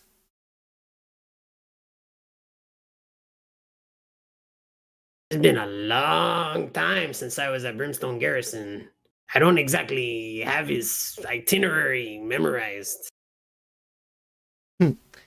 Where's good enough to start? You're the only person I know who's been inside who I can get to tell me about his lab. And him. Okay, wait a second. All you wanted was like a layout of the lab?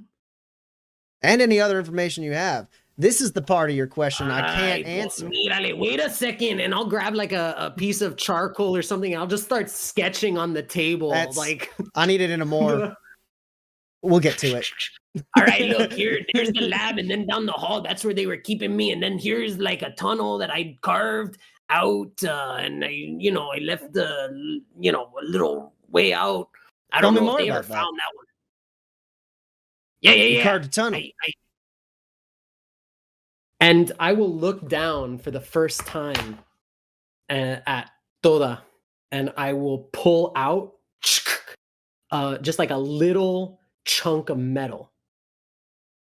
And on the metal, there's like carved some letters. And I go, I use this to carve my way out. This was the piece that I used to carve that tunnel for months on my way out of there. I remember every single thing in the back of my head. And Toda, my Omni tool that I built with my own two hands, started with this shank right here, this one little shank, and I throw it down, and it has scribbled Shaw on it. He reaches out a hand and stops a few inches away from it, and he looks up and goes, "May I?" And he like kind of turns it to face the letters towards himself. And he goes, "You've been through hell. I'm hoping you can help me repay in kind." I always knew there would be a chance for that Shawshank to earn its redemption.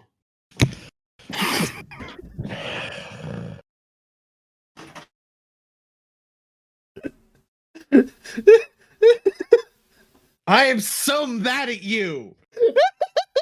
I need to leave. We need to be done. I need to go home. Oh, I need to go home. God. I wasn't gonna give you a grip for it, Tay, but they're so mad that I have. Well, you get a grip from Argotlam, and you get a grip from me, Tay, so that puts you up to 5.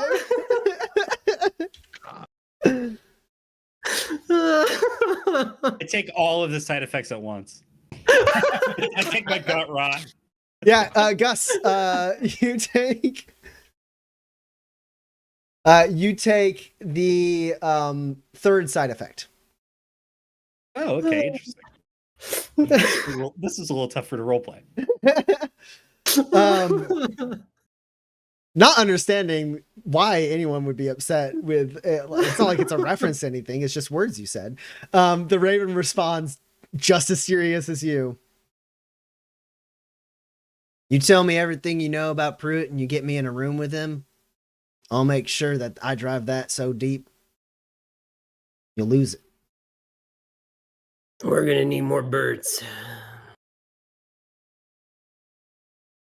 And that's where we're going to take a break. Amazing.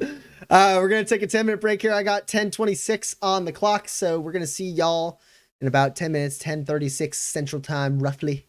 Refresh your drinks, use the restroom. Think about the joke that Tay just... Don't think about it. Let it... It didn't happen if you don't think about it. Listen, let it wash over you, much like the shower it crawled out of and came out clean. And here we go. Take an intermission. We'll be back.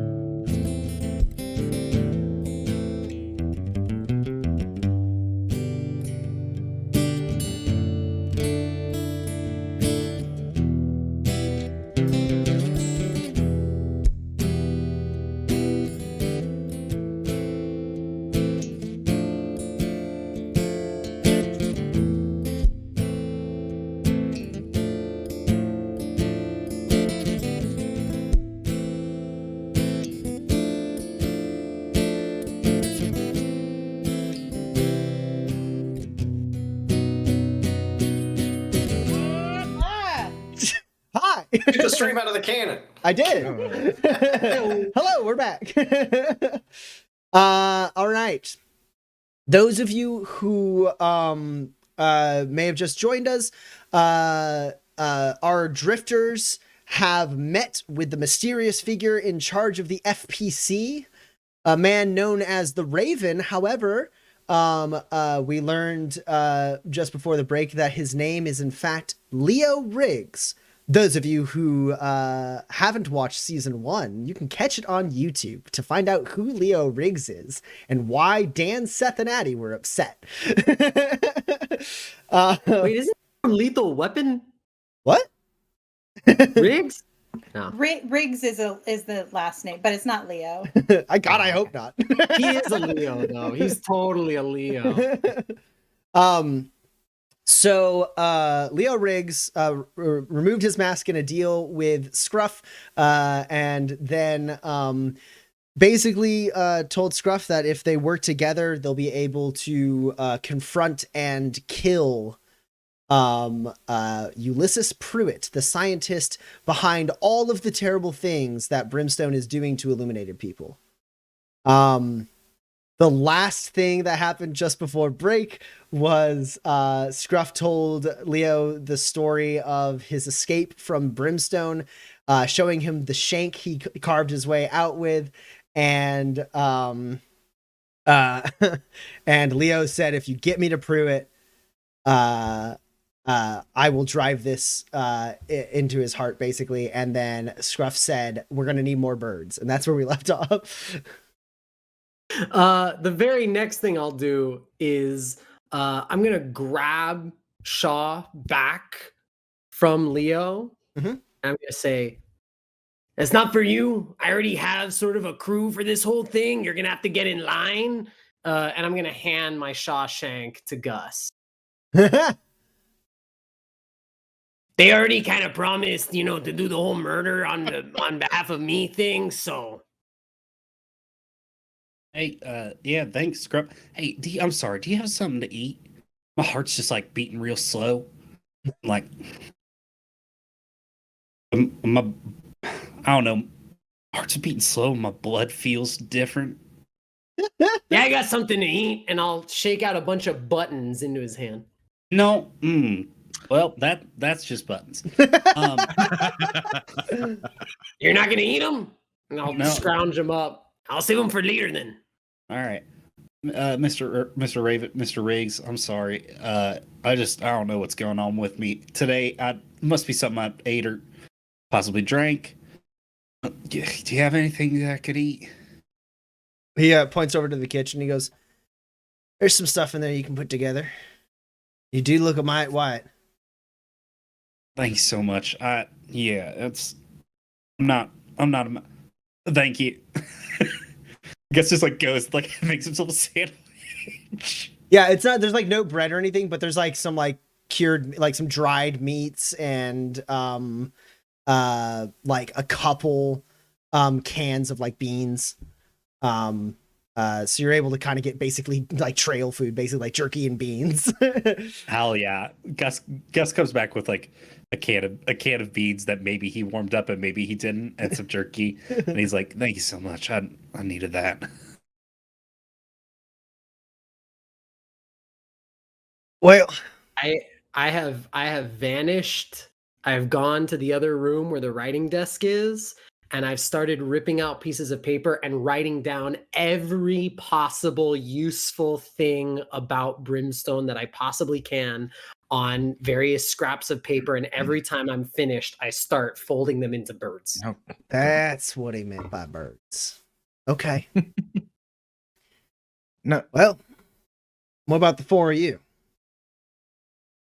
I know our friend is eager to get rid of the person who hurt him, and rightly so. I understand that, but I'd like to know more about what got you in this position, Mr. Riggs. For instance, what does your organization need with the bits and pieces of an LRC tower? Those pieces can be used for a lot of technology that otherwise you can't get your hands on. I have people working on various things with LRC tech. Nothing one specific, but I mean, if we're lucky, we can put up a tower of our own, but I don't imagine we're going to get enough supplies to do that. So instead, it can be used for surveillance technology, longer than short range communication, but shorter than long range communication. Things like that. The types of supplies that the governance will keep from the people is the type of supplies that they can use to rise up. You understand? Right, but some of those supplies are in the need of the people, aren't they? I mean, the people of Las Vayudas, as far as I could tell, have nothing against the FPC, have nothing against illuminated people, but they did need that LRC tower, and without us there, they wouldn't have gotten it. Those parts go missing, they send another tower. After how long? You know the government as well as I do. It doesn't move as fast as it should. At that point, though, if they're going to keep putting bodies in front of us to slow us down, we have to decide what kind of costs we're willing to pay. And if it's a town goes dark for a little while longer so that we can fight the fight that needs fighting, that ain't too steep a cost. How about lives? I mean, we're at a war. People die. Absolutely. Usually they're in the war. This is about Mathis, was it? Right? Yeah. That's what Truman said. You were hunting down a fella named Kenny Mathis. That's right. All right. He pulls out from his belt a small like radio and clicks it and goes, "Go ahead, bring Mathis in. You're clear." I scrounged him up, got him for you. I understand you want to exchange words and maybe other things with him. He done you wrong, that's for sure. I don't know exactly what, but he crossed your path, and as far as I see it, he's become a liability to the FPC. If he's got 4 extremely capable drifters, enough of a heading to come and meet me in the mountains. Why don't you tell me what he done? He killed a man. Used him as bait. Then tried to kill us. Preacher. By all accounts, good man. Not every man of the cloth is good. Yeah, well, we this one checked. was. All right. Well, then all the more reason to cut him loose. I'm not in the business of killing innocent people for no reason. You say he used this man as bait? To get those LRC tower parts that he failed to capture? And that's the problem with an organization that has to run so thin on communication and information. I have to hope that my people will adhere to a certain level of decorum that I just can't. I'd like to see if he's telling the truth about this. Sure. Go. I'm actually also concerned about a particular thing he said. Okay. Because the thing is, what I was looking for is there's no reason for us to be like killing innocent people, but what he did say is there's no need to kill innocent people without reason. And that's an extremely important distinction. Okay, cool. So Dex, you can roll discipline. Porter, you can roll manipulate.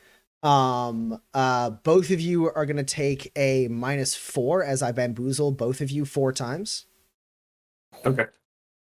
What does that put you at, Tommy? 21. Jeez, never mind. I will spend 2 grit to bamboozle you back. Okay. Because I would like to accept all 4 grit.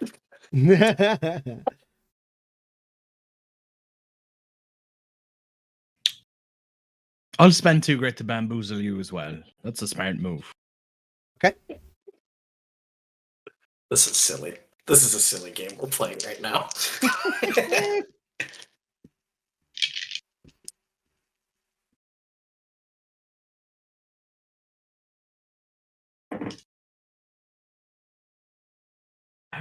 kidding.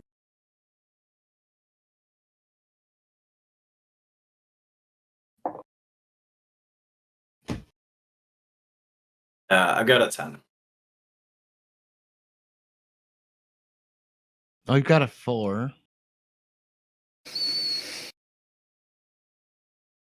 Okay. Oh, is it not a misfire? Okay. Oh, it's a great misfire. It's yes, not, yes, that we it still is. haven't even finished the result of your other misfire. What was that on? Was that was on just lying to him or getting a read on him? It was getting a read on him, right? It was the connections roll to remember his name. Oh, that's what it was. Got it. Okay. Cool. Well, that great. We'll just wrap all of that into one. Sure, why not?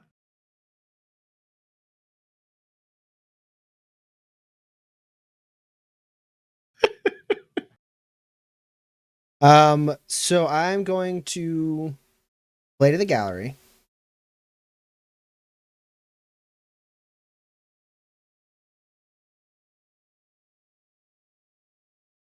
So each of you gets a grit.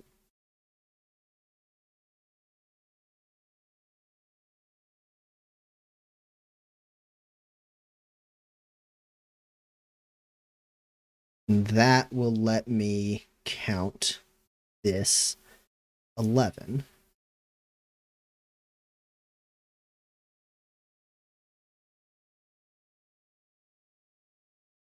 Remember to give Porter his grit.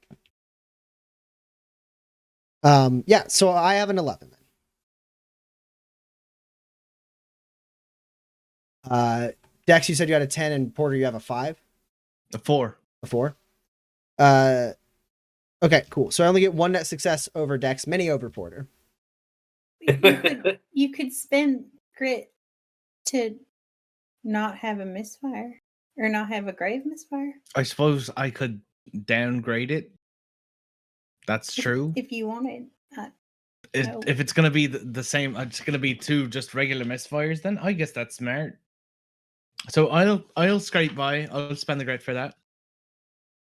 Okay. You'll never get rid of all that grit you've had, Tommy. Never. It's okay. We'll go away after the end session. So you spent 2 grit just now? 3. 3? To scrape by. So you're at 4? 5? Which one? 5. 5. Okay, cool. I had it right. I forgot what the number was after I changed it to 5, and I was like, fuck. Okay. So Porter, you think, like, I mean, you take pretty much, like, you're trying to get see a crack in his facade here. Like, see if he's like lying or obfuscating, or like, you know that he's playing cards close to the chest. That's easy to tell. But you basically think, like, there's no, I can't get a read on this guy. He might be telling the truth. So far, it's lining up with other things we've heard and seen. The only thing you know is that he is intentionally, like, not trying to give you things to work on because he understands that he is speaking to a room full of dangerous people. Right. And so he is understandably being a little cagey and a little choosy about the information he shares. Dex,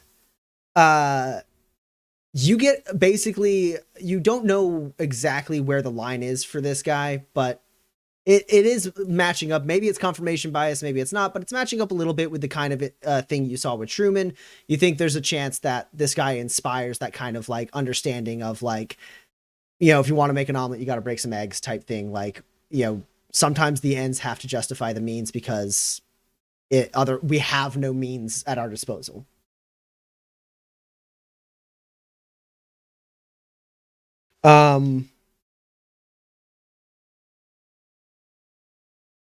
Cool. So Porter, he turns back to you and he says, I mean, you have to understand, sometimes someone's got to do a thing they ain't proud of. Right, Mr. Janus? Those kind of shadows will follow you for some time. I'm a man who does his research. And you got more than a few burdens on your back. Well. You trust the family?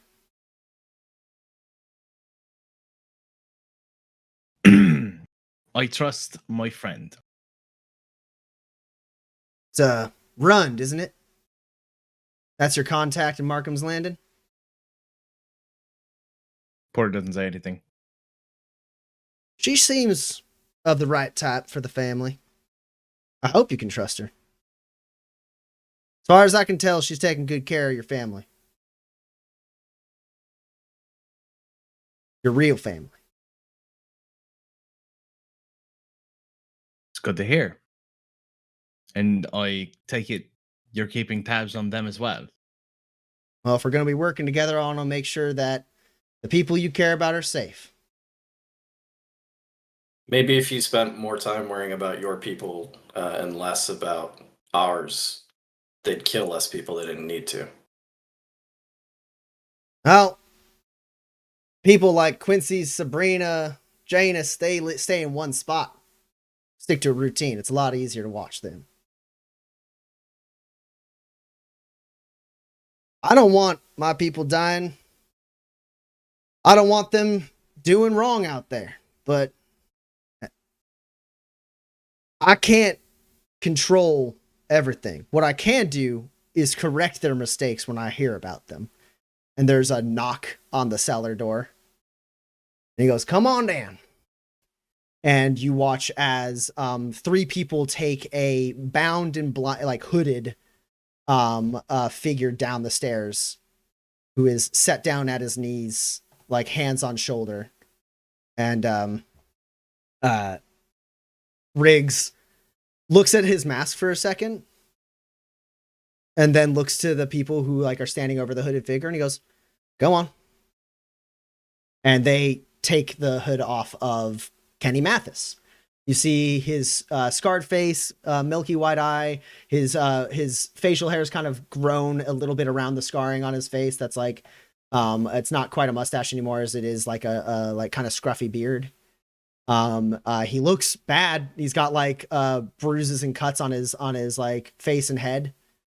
And he looks a little woozy, like he's either been knocked unconscious or is coming down from sleep tonic, like what Gus had.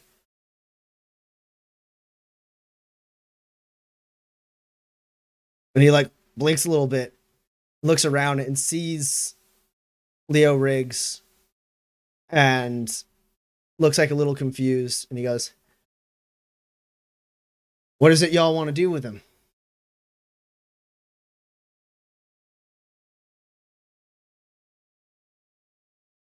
Look at next. Hey, Kenny. Meh. Yeah. Wait, I know you. Where am I? You offered me a job once upon a time. What?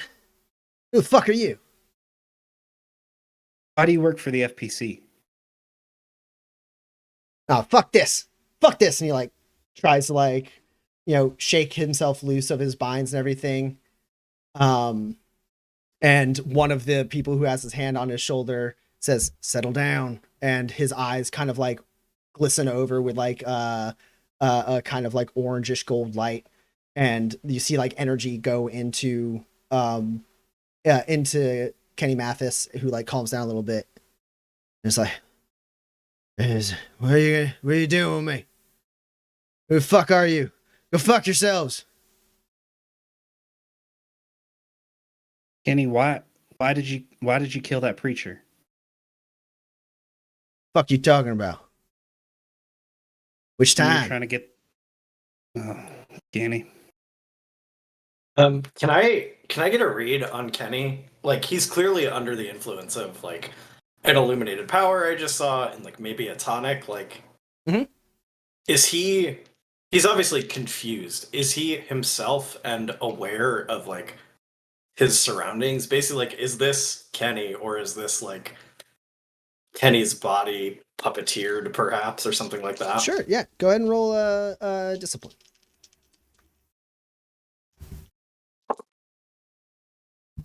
Ah! You are up against a 1. Well, I got a 3, a 7, a 9, and a 12. Cool.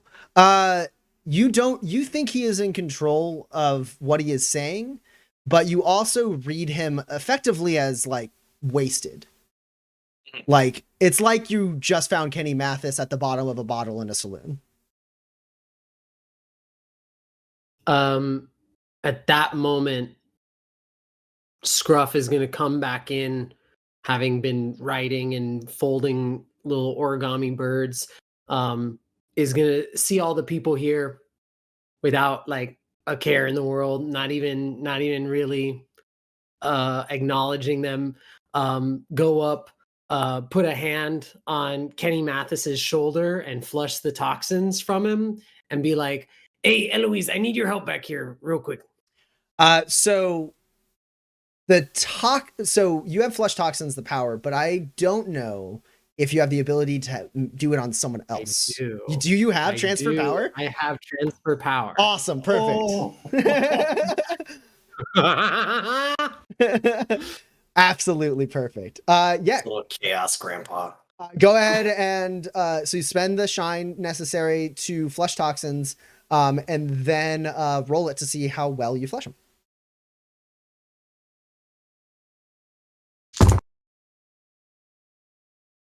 Okay. That's good. That's a 12. Okay. Do I want to? What am I at? No, I'm good. It's 4 hits. I'm not gonna do any grit. That's the best you can roll anyways. Yeah, so you know that he is now immune to poison until he rests. He gains a decent amount of clarity back when Scruff does this. Not all of his clarity. You can tell he's still being affected by some Illuminated Powers decks. But like, yeah, you just like touch him on the shoulder and like, it's it goes, it's like usually the lightning is coming out. This time the lightning goes in, like, and like, kind of like, it's like you breathe it in and then like, there's like a glow that like shoots through your wrists and fingertips, into him and kind of like jolts him. And he looks a little bit more there. And then you call for Eloise to follow you. Also, who the fuck was that guy? I look at sort of everybody who's around and am very glad at the opportunity to leave, and so I go. And I'm like, oh, he attacked us a while ago, but it's really unfair. I don't really understand. It's Dex's thing, and I'll like walk with you wherever you're going. What the fuck? Wait, Raven, I mean, if you say you can't control your folks, if you're hiring a guy who's admitted to killing multiple preachers, then it sounds like you were never setting yourself up to control him. You were just sort of bringing in a bad guy. Raven, wait, Raven. And Leo like nods and goes, yeah, well, I don't always have the best options. And people who come knocking on the door of the FPC, they're at the end of every rope they've ever been given.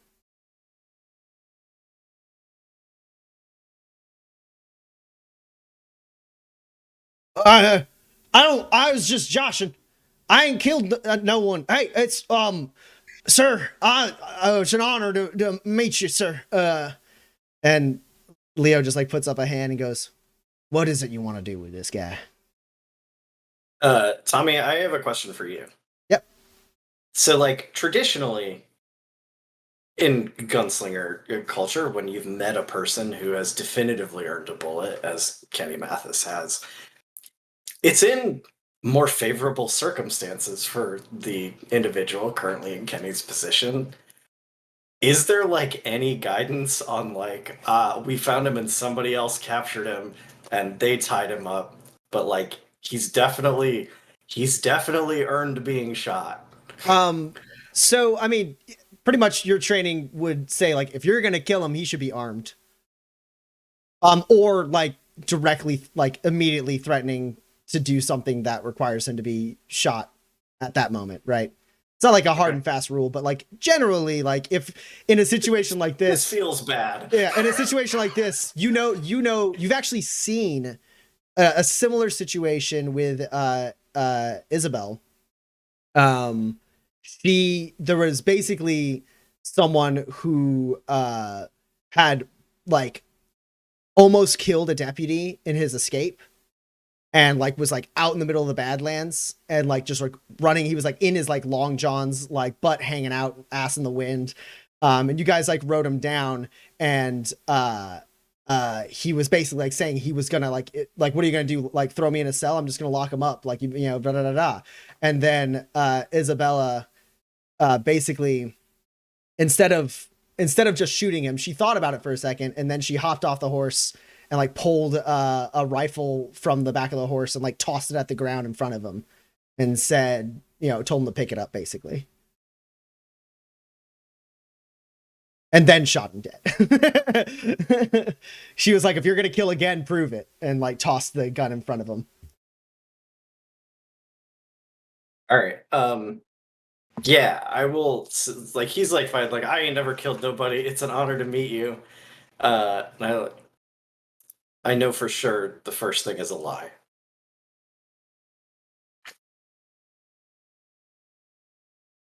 I don't know these folks. I don't know who the fuck you are. You said I offer you a job. I don't know who you are. Go fuck yourself. I'm loyal, sir. I am loyal, and I know I fucked up when I didn't get them parts, but they saying who the what? Kenny, stop trying to convince him. He's made up his mind.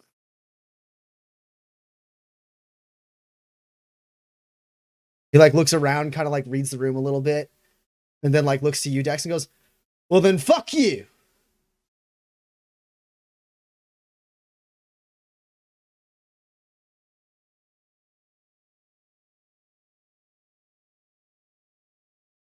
I like look to Gus to see if Gus.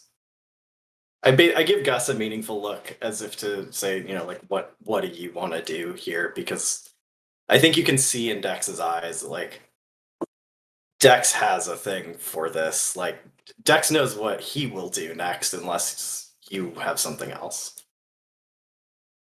Gus shoots a look back, says, I don't know. We're gonna do something, and whatever it is, I don't think I'll like it.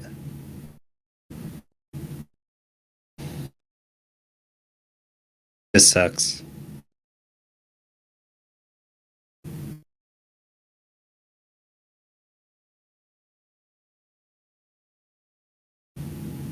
All right. Let's go. And I walk outside. The fuck doesn't mean? And then the Raven nods to the people who have him in custody and like kind of like pull him up and cut the ropes, but don't let go of him. And start marching him all out up the stairs after Dex. I'm gonna check Discord really quick. Roman, I think your noise gate. Like, oh no! I think you have auto gain compensation on, because when you go silent, it's picking up the AC. So it's just the wind in the mountains. It's the setting is the setting is auto gain compensation or something like auto gain adjustment or something like that. Just make sure you turn it off and on, and then off again. Gotcha. Yeah. So gay. So Dex, you step out onto the mountaintop. The sun kind of like touching the tip of the punched peaks. And you look out and you see way off in the distance, miles and miles away, like on the horizon, only visible because of your altitude, the mesa that is Tobias Station, as these three guys march Kenny Mathis up. And then Leo Riggs turns to Gus and goes, "It ain't always easy. Half the time, it ain't even good. We gotta make do with what we got and try to do the best we can." Well, there's got to be ways to do better. I mean, We got a couple people, criminals, people we can't control. Heck, we met 2 cells of the FPC, and both had at least one person who wasn't there for the right reasons, or wasn't a good person, or even a good operative. I mean, we're fighting against people who hate us because they got told to by Brimstone and Dearborn.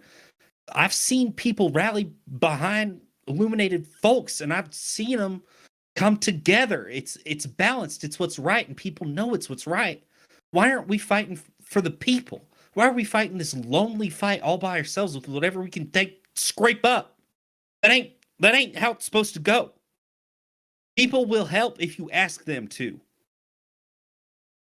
More people will hurt when you give them the chance. Dex, what's going on up there? Yeah, they bring Kenny up, and I stand in front of him.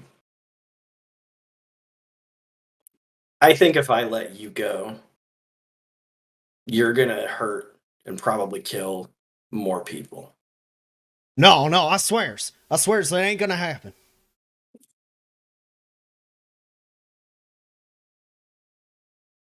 Is that the truth? Swear to Alana, I'll walk straight and narrow path. I'll go take the oath right now. I'll join the church. I'm trying to get a read on him. You already got a read on him. Yeah. No.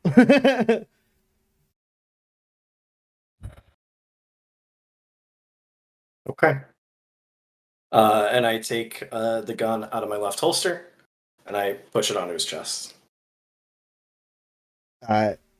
He like gets hit, and the others like kind of step back a little bit, and he like looks at it and he goes, "You gonna kill me?" If this world is fair and just, yes. Go ahead and roll challenge.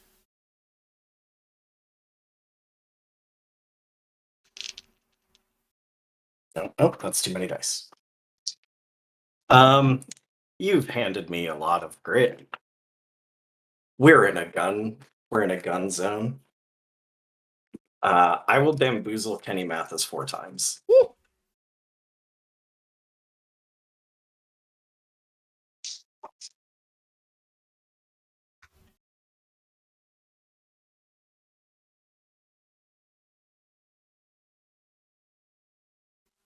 Okay, then you're up against the 2. I have 2 hits. Okay.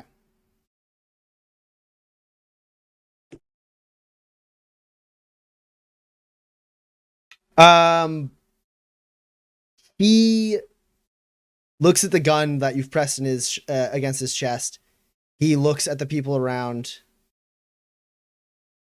and then concedes. Smart. So what do you want to have happen now that you don't get to shoot Kenny Mathis as he does a concede? He like tosses the gun onto the ground. Of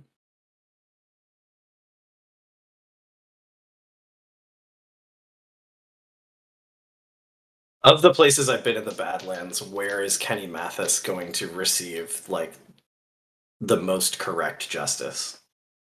I mean, Waypoint for one. The thing is, he's murdered people, so he's gonna get hanged, right? Mm-hmm. You know that the sheriff of Waypoint will see to that. You know that basically what I'm trying to accomplish is that he is delivered somewhere where he will stand trial. Well, you know, there's an actual like courthouse at Las Brasas, which there's a judge in Las Brasas. Yeah, there's a judge in Las Brasas. That's the nearest and easiest. Otherwise, I'm less concerned with easiest because this is also partly like allows me to see what the Raven is willing to do to make something wrong right. Yeah. It comes to mind, you don't know what kind of trial he's going to get, but you know that the people of Las Viudas, like, you know, the sheriff there is like first tied to what you know that he's done. and is like it's going to be a sheriff and not a judge, but like she'll deliver justice in whatever way she sees fit for what she knows he's done in like the best way she possibly can. You know that she is an honorable person. Okay. Yeah, I'll lean down, pick up the gun, dust it off, put it in my holster. And I'll look at these two guys who have him. Whatever you have to do, he gets to the sheriff of Las Viudas alive and well. You can tell the Raven that's what I want. They look like a little concerned, and then like the third guy who's like standing a little further back, like says, "Tie him up." He goes, "Las Viudas?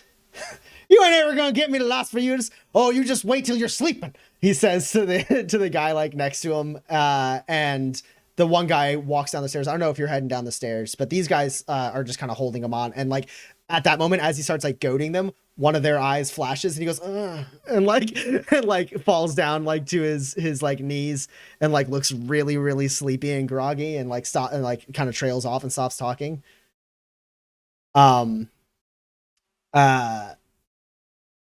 So yeah, once they grogify him, I'll head back in. Cool. So Gus, the Raven says to you, more people are gonna do you harm if you give them the chance. This is the battlefield they've forced on us for now. But once we prove that people don't have to just bend a knee to Fort Dearborn and they can stand up for what's right, I hope you are correct. And that they'll see that they don't have to risk so much just to help. Because it's the folk that want to do good but are too scared that let these things go by. And then he sits there for a second and he actually raises an eyebrow and looks a little confused and looks up towards the stairs.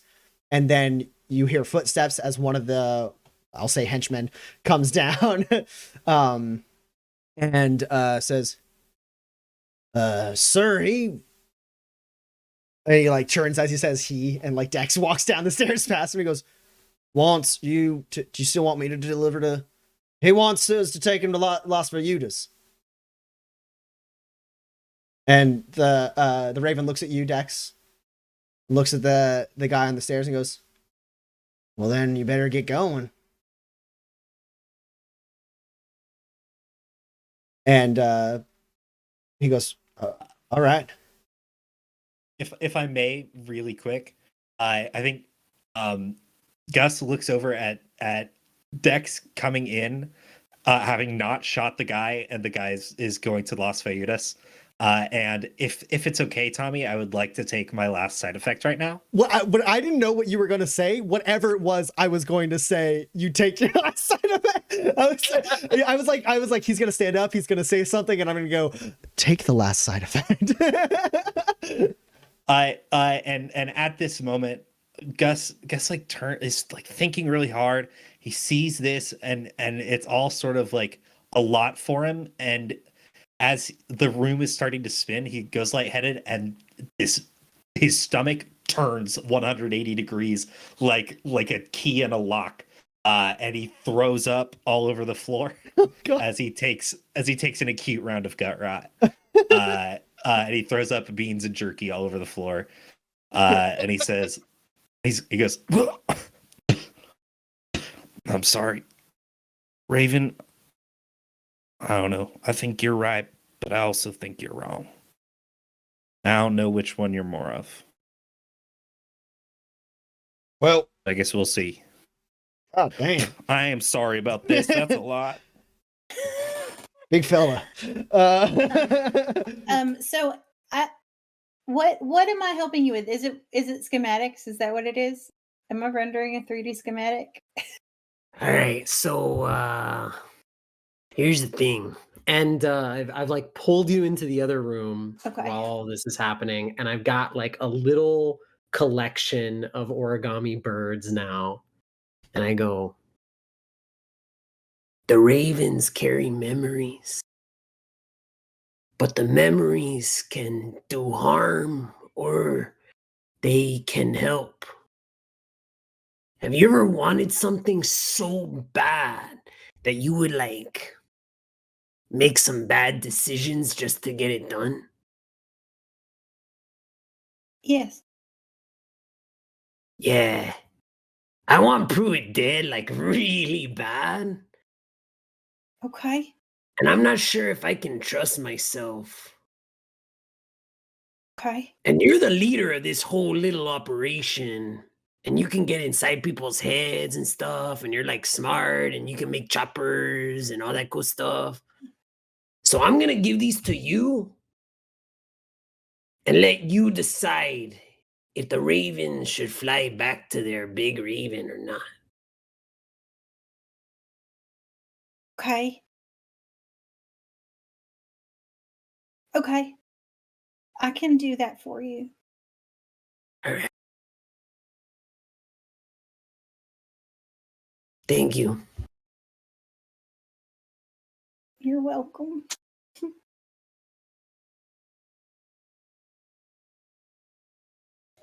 Okay, Well, so like, are you gonna do I'm it or gonna look not? at him now. I'm gonna look at him. And so I will I will unfold them. Yeah. And I will build a digital schematic with my Omni tool so that it's like my 3D plans that I make for like It's cool. You work different, okay? It's not better. I know You work different. I'm not talking to you right now. okay. And You don't need to get jealous. You're the one for me always. I don't covet other Omni. but I'll make that 3D schematic and come back out. I think just about the time that Gus does puke. Yeah. Okay. The one guy goes up the stairs. The Raven stands up and is like, "Take a seat, friend." And he walks over, pulls his like gloves off of his hands, revealing that same black scarring on the veins of his hands. And he grabs a fucking rag and like a bucket of water and kneels down to start cleaning up after Gus.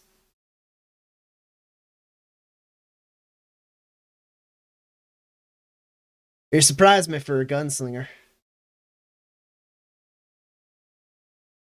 Gave him his chance to shoot his way out. He made a better choice. Fair enough.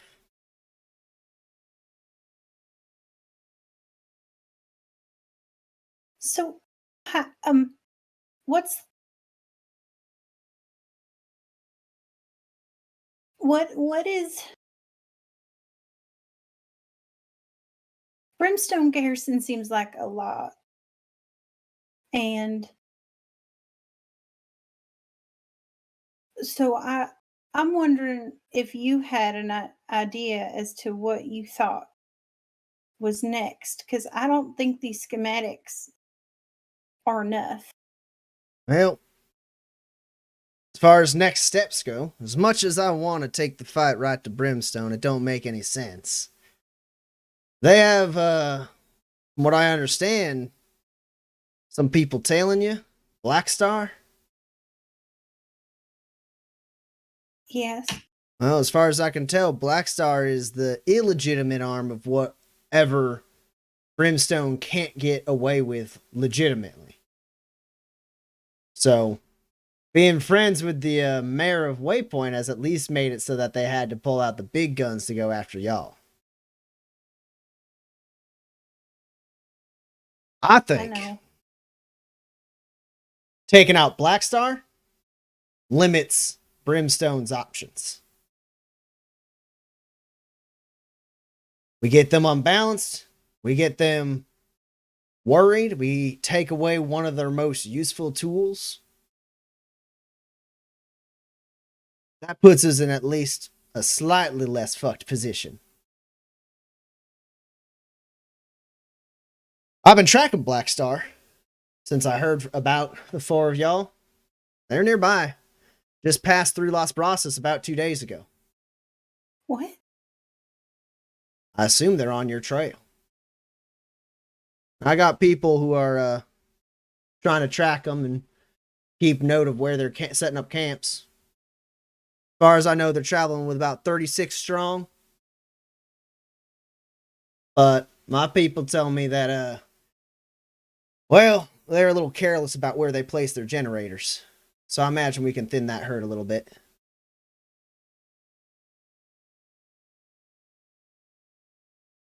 I want you to help me take out Brimstone, but before we have a chance of doing that, I need to help you take out Blackstar.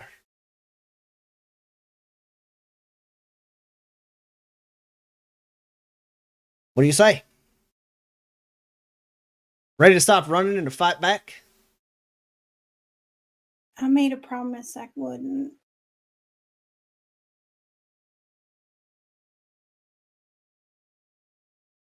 I look at Porter, assuming this is a thing that Eloise has promised Porter.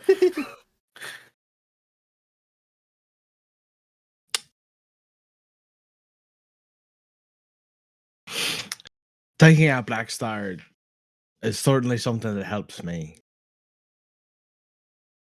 I don't know if I can do it under the name of somebody who behaves in the same way that the family does. Not sure I take your meaning, sir. You threaten me. And you threaten my family. I can't work with you until you take your people off of mine.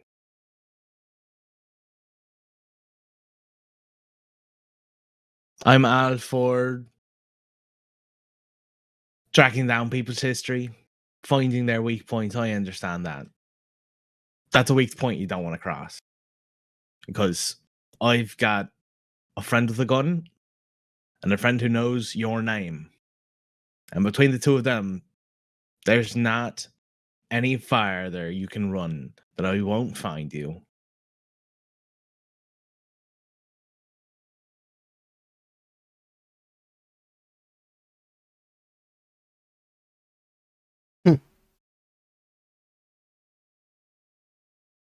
Well,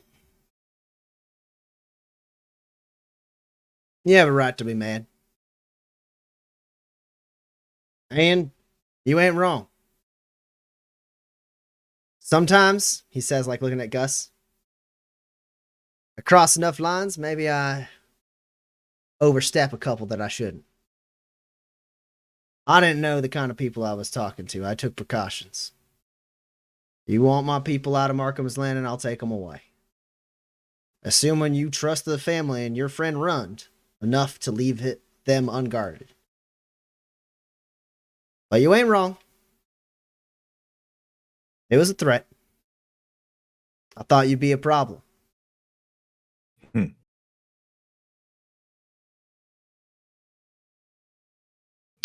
Is this something that he's promising? Can I tell if he's genuine? Sure.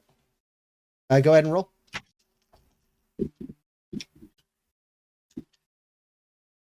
And why not? I'll bamboozle you 4 times. Oh, come on.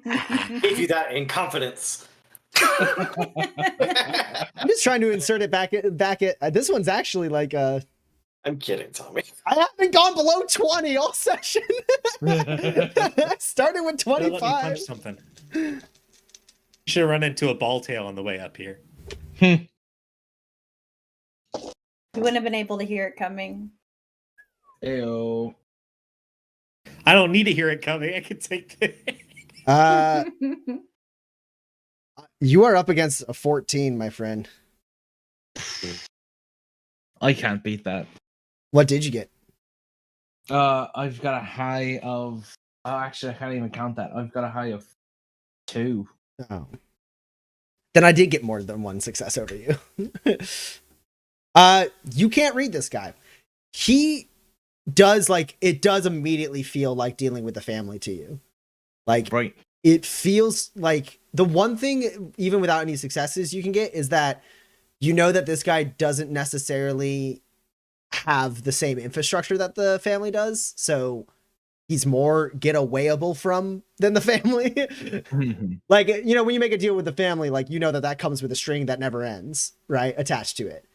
Right. Not necessarily possible with this guy's outfit.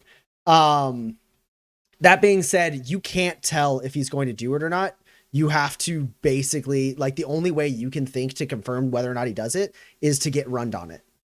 Right.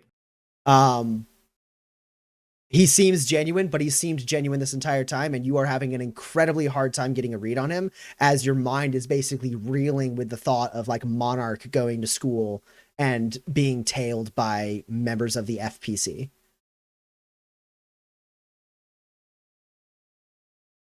I have your word. I need that, and I need one more thing. I can provide. It's something in the possession of Henry Fassett. Curious. I'm interested. He's got a piece of filament, and I need it.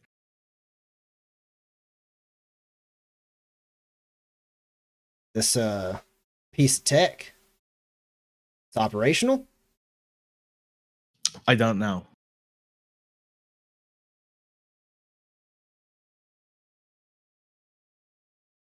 Well, I would be lying if I said I wasn't intrigued by what it is he has and how it could help.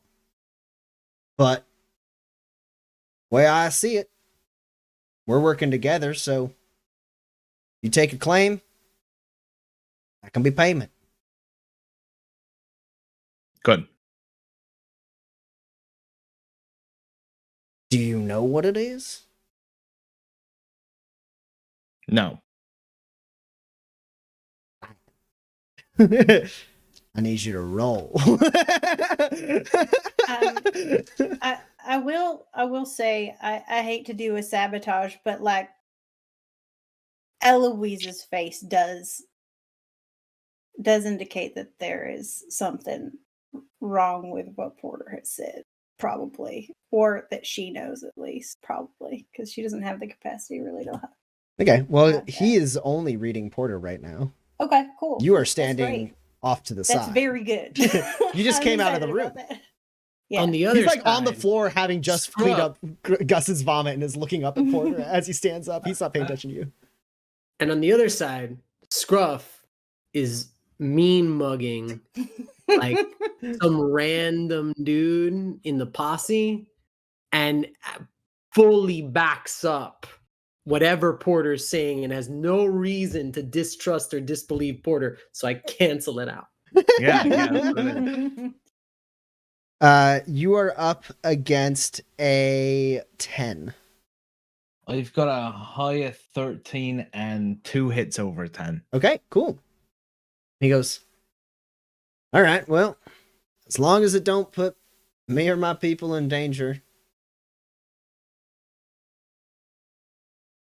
Once Fawcett's dealt with, FPC is going to want to take their supplies for the fight.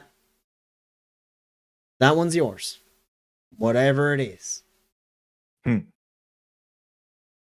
right. Then I'll do it. He reaches out a hand. He puts back on like a glove and reaches out a hand. I'll shake it. Business partners for sure. Hopefully, staunch allies to come. We'll see about that.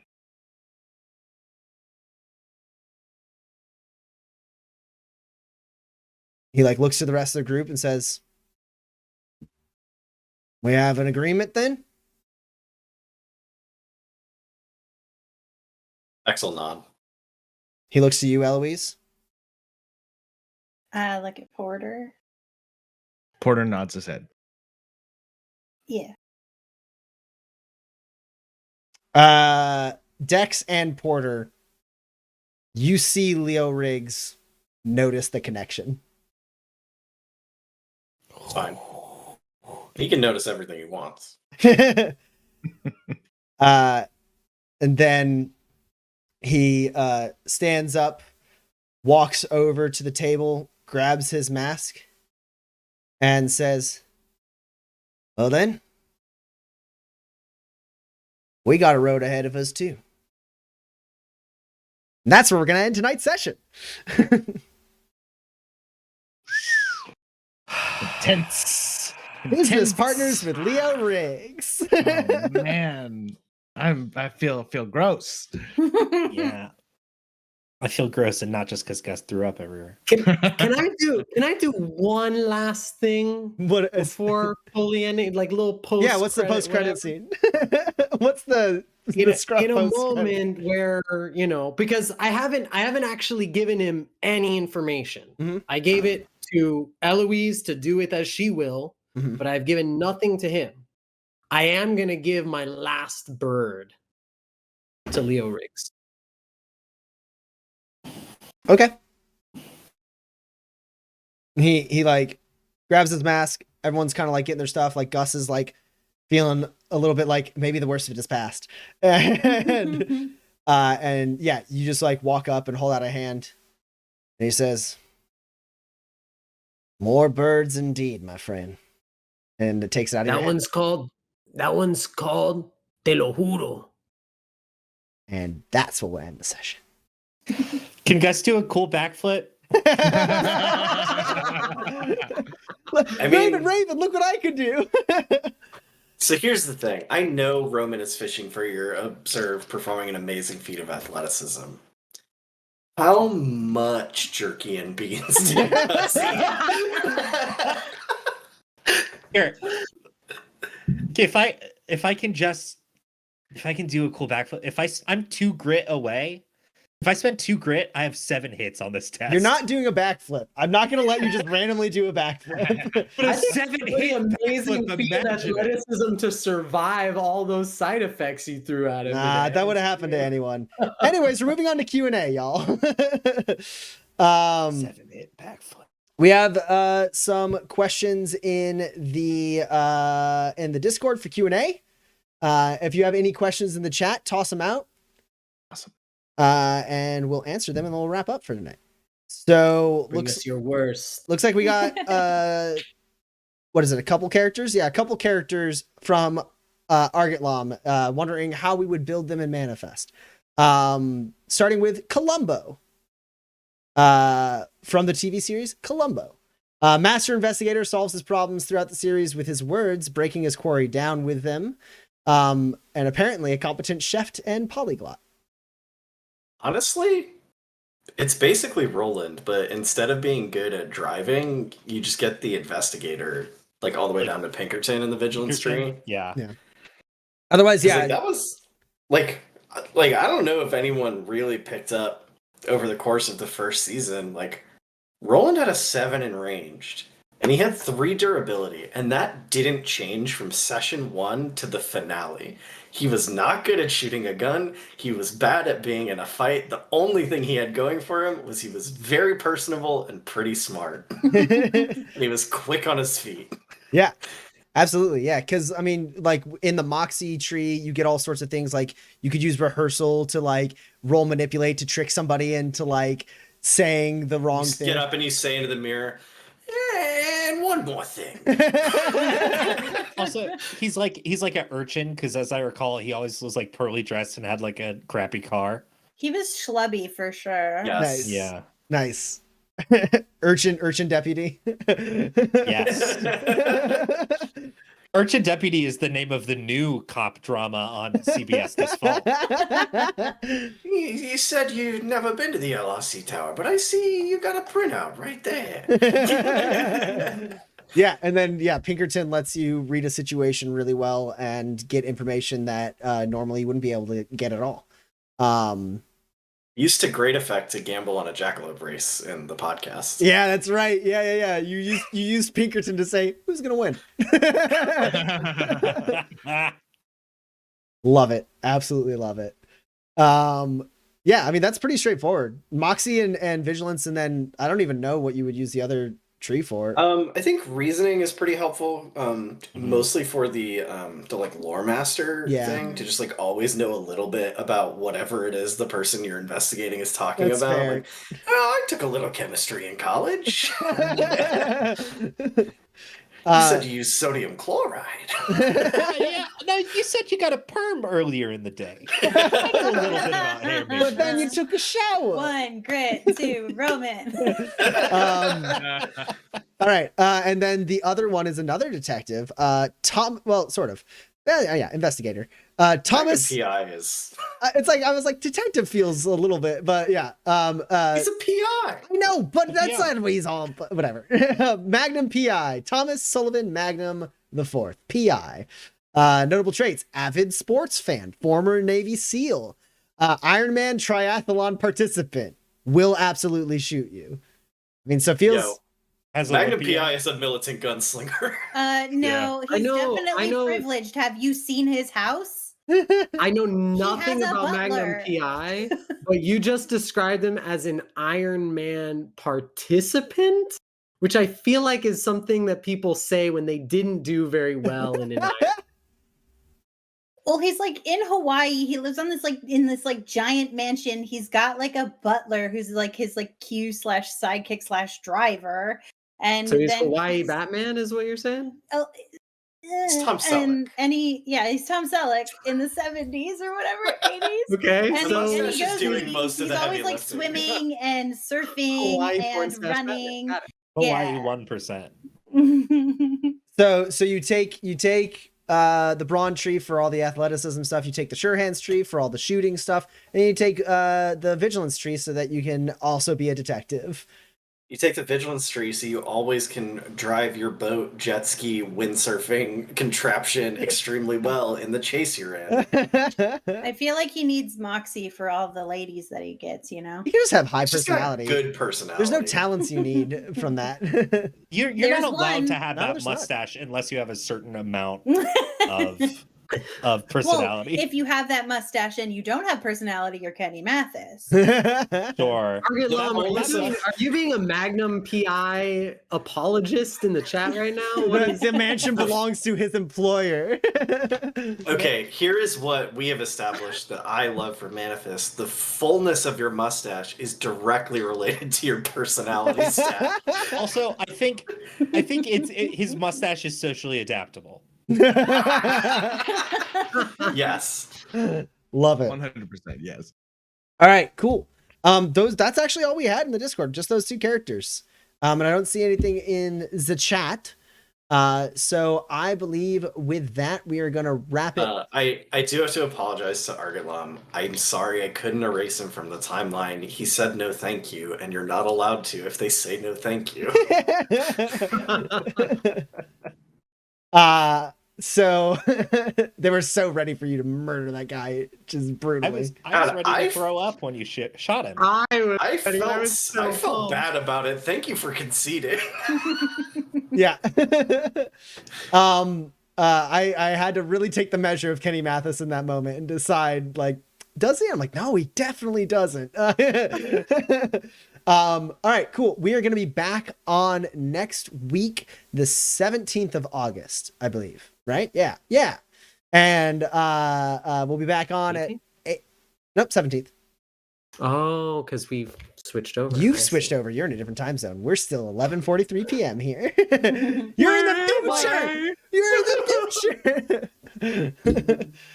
So we will see you all at 8 p.m. next week. Thank you all for watching. Thank you for the gifted subs. Thanks for all of the gorgeous scruffs in the chat. Scruffs in the chat. Some scruffs in the chat. Oh, scruffs in the chat. Toss your scruffs in the chat. Thank you guys again. We love you so much. Don't worry, my grit will reset going into the next session. You all have a good night. We'll see you next week. Bye-bye.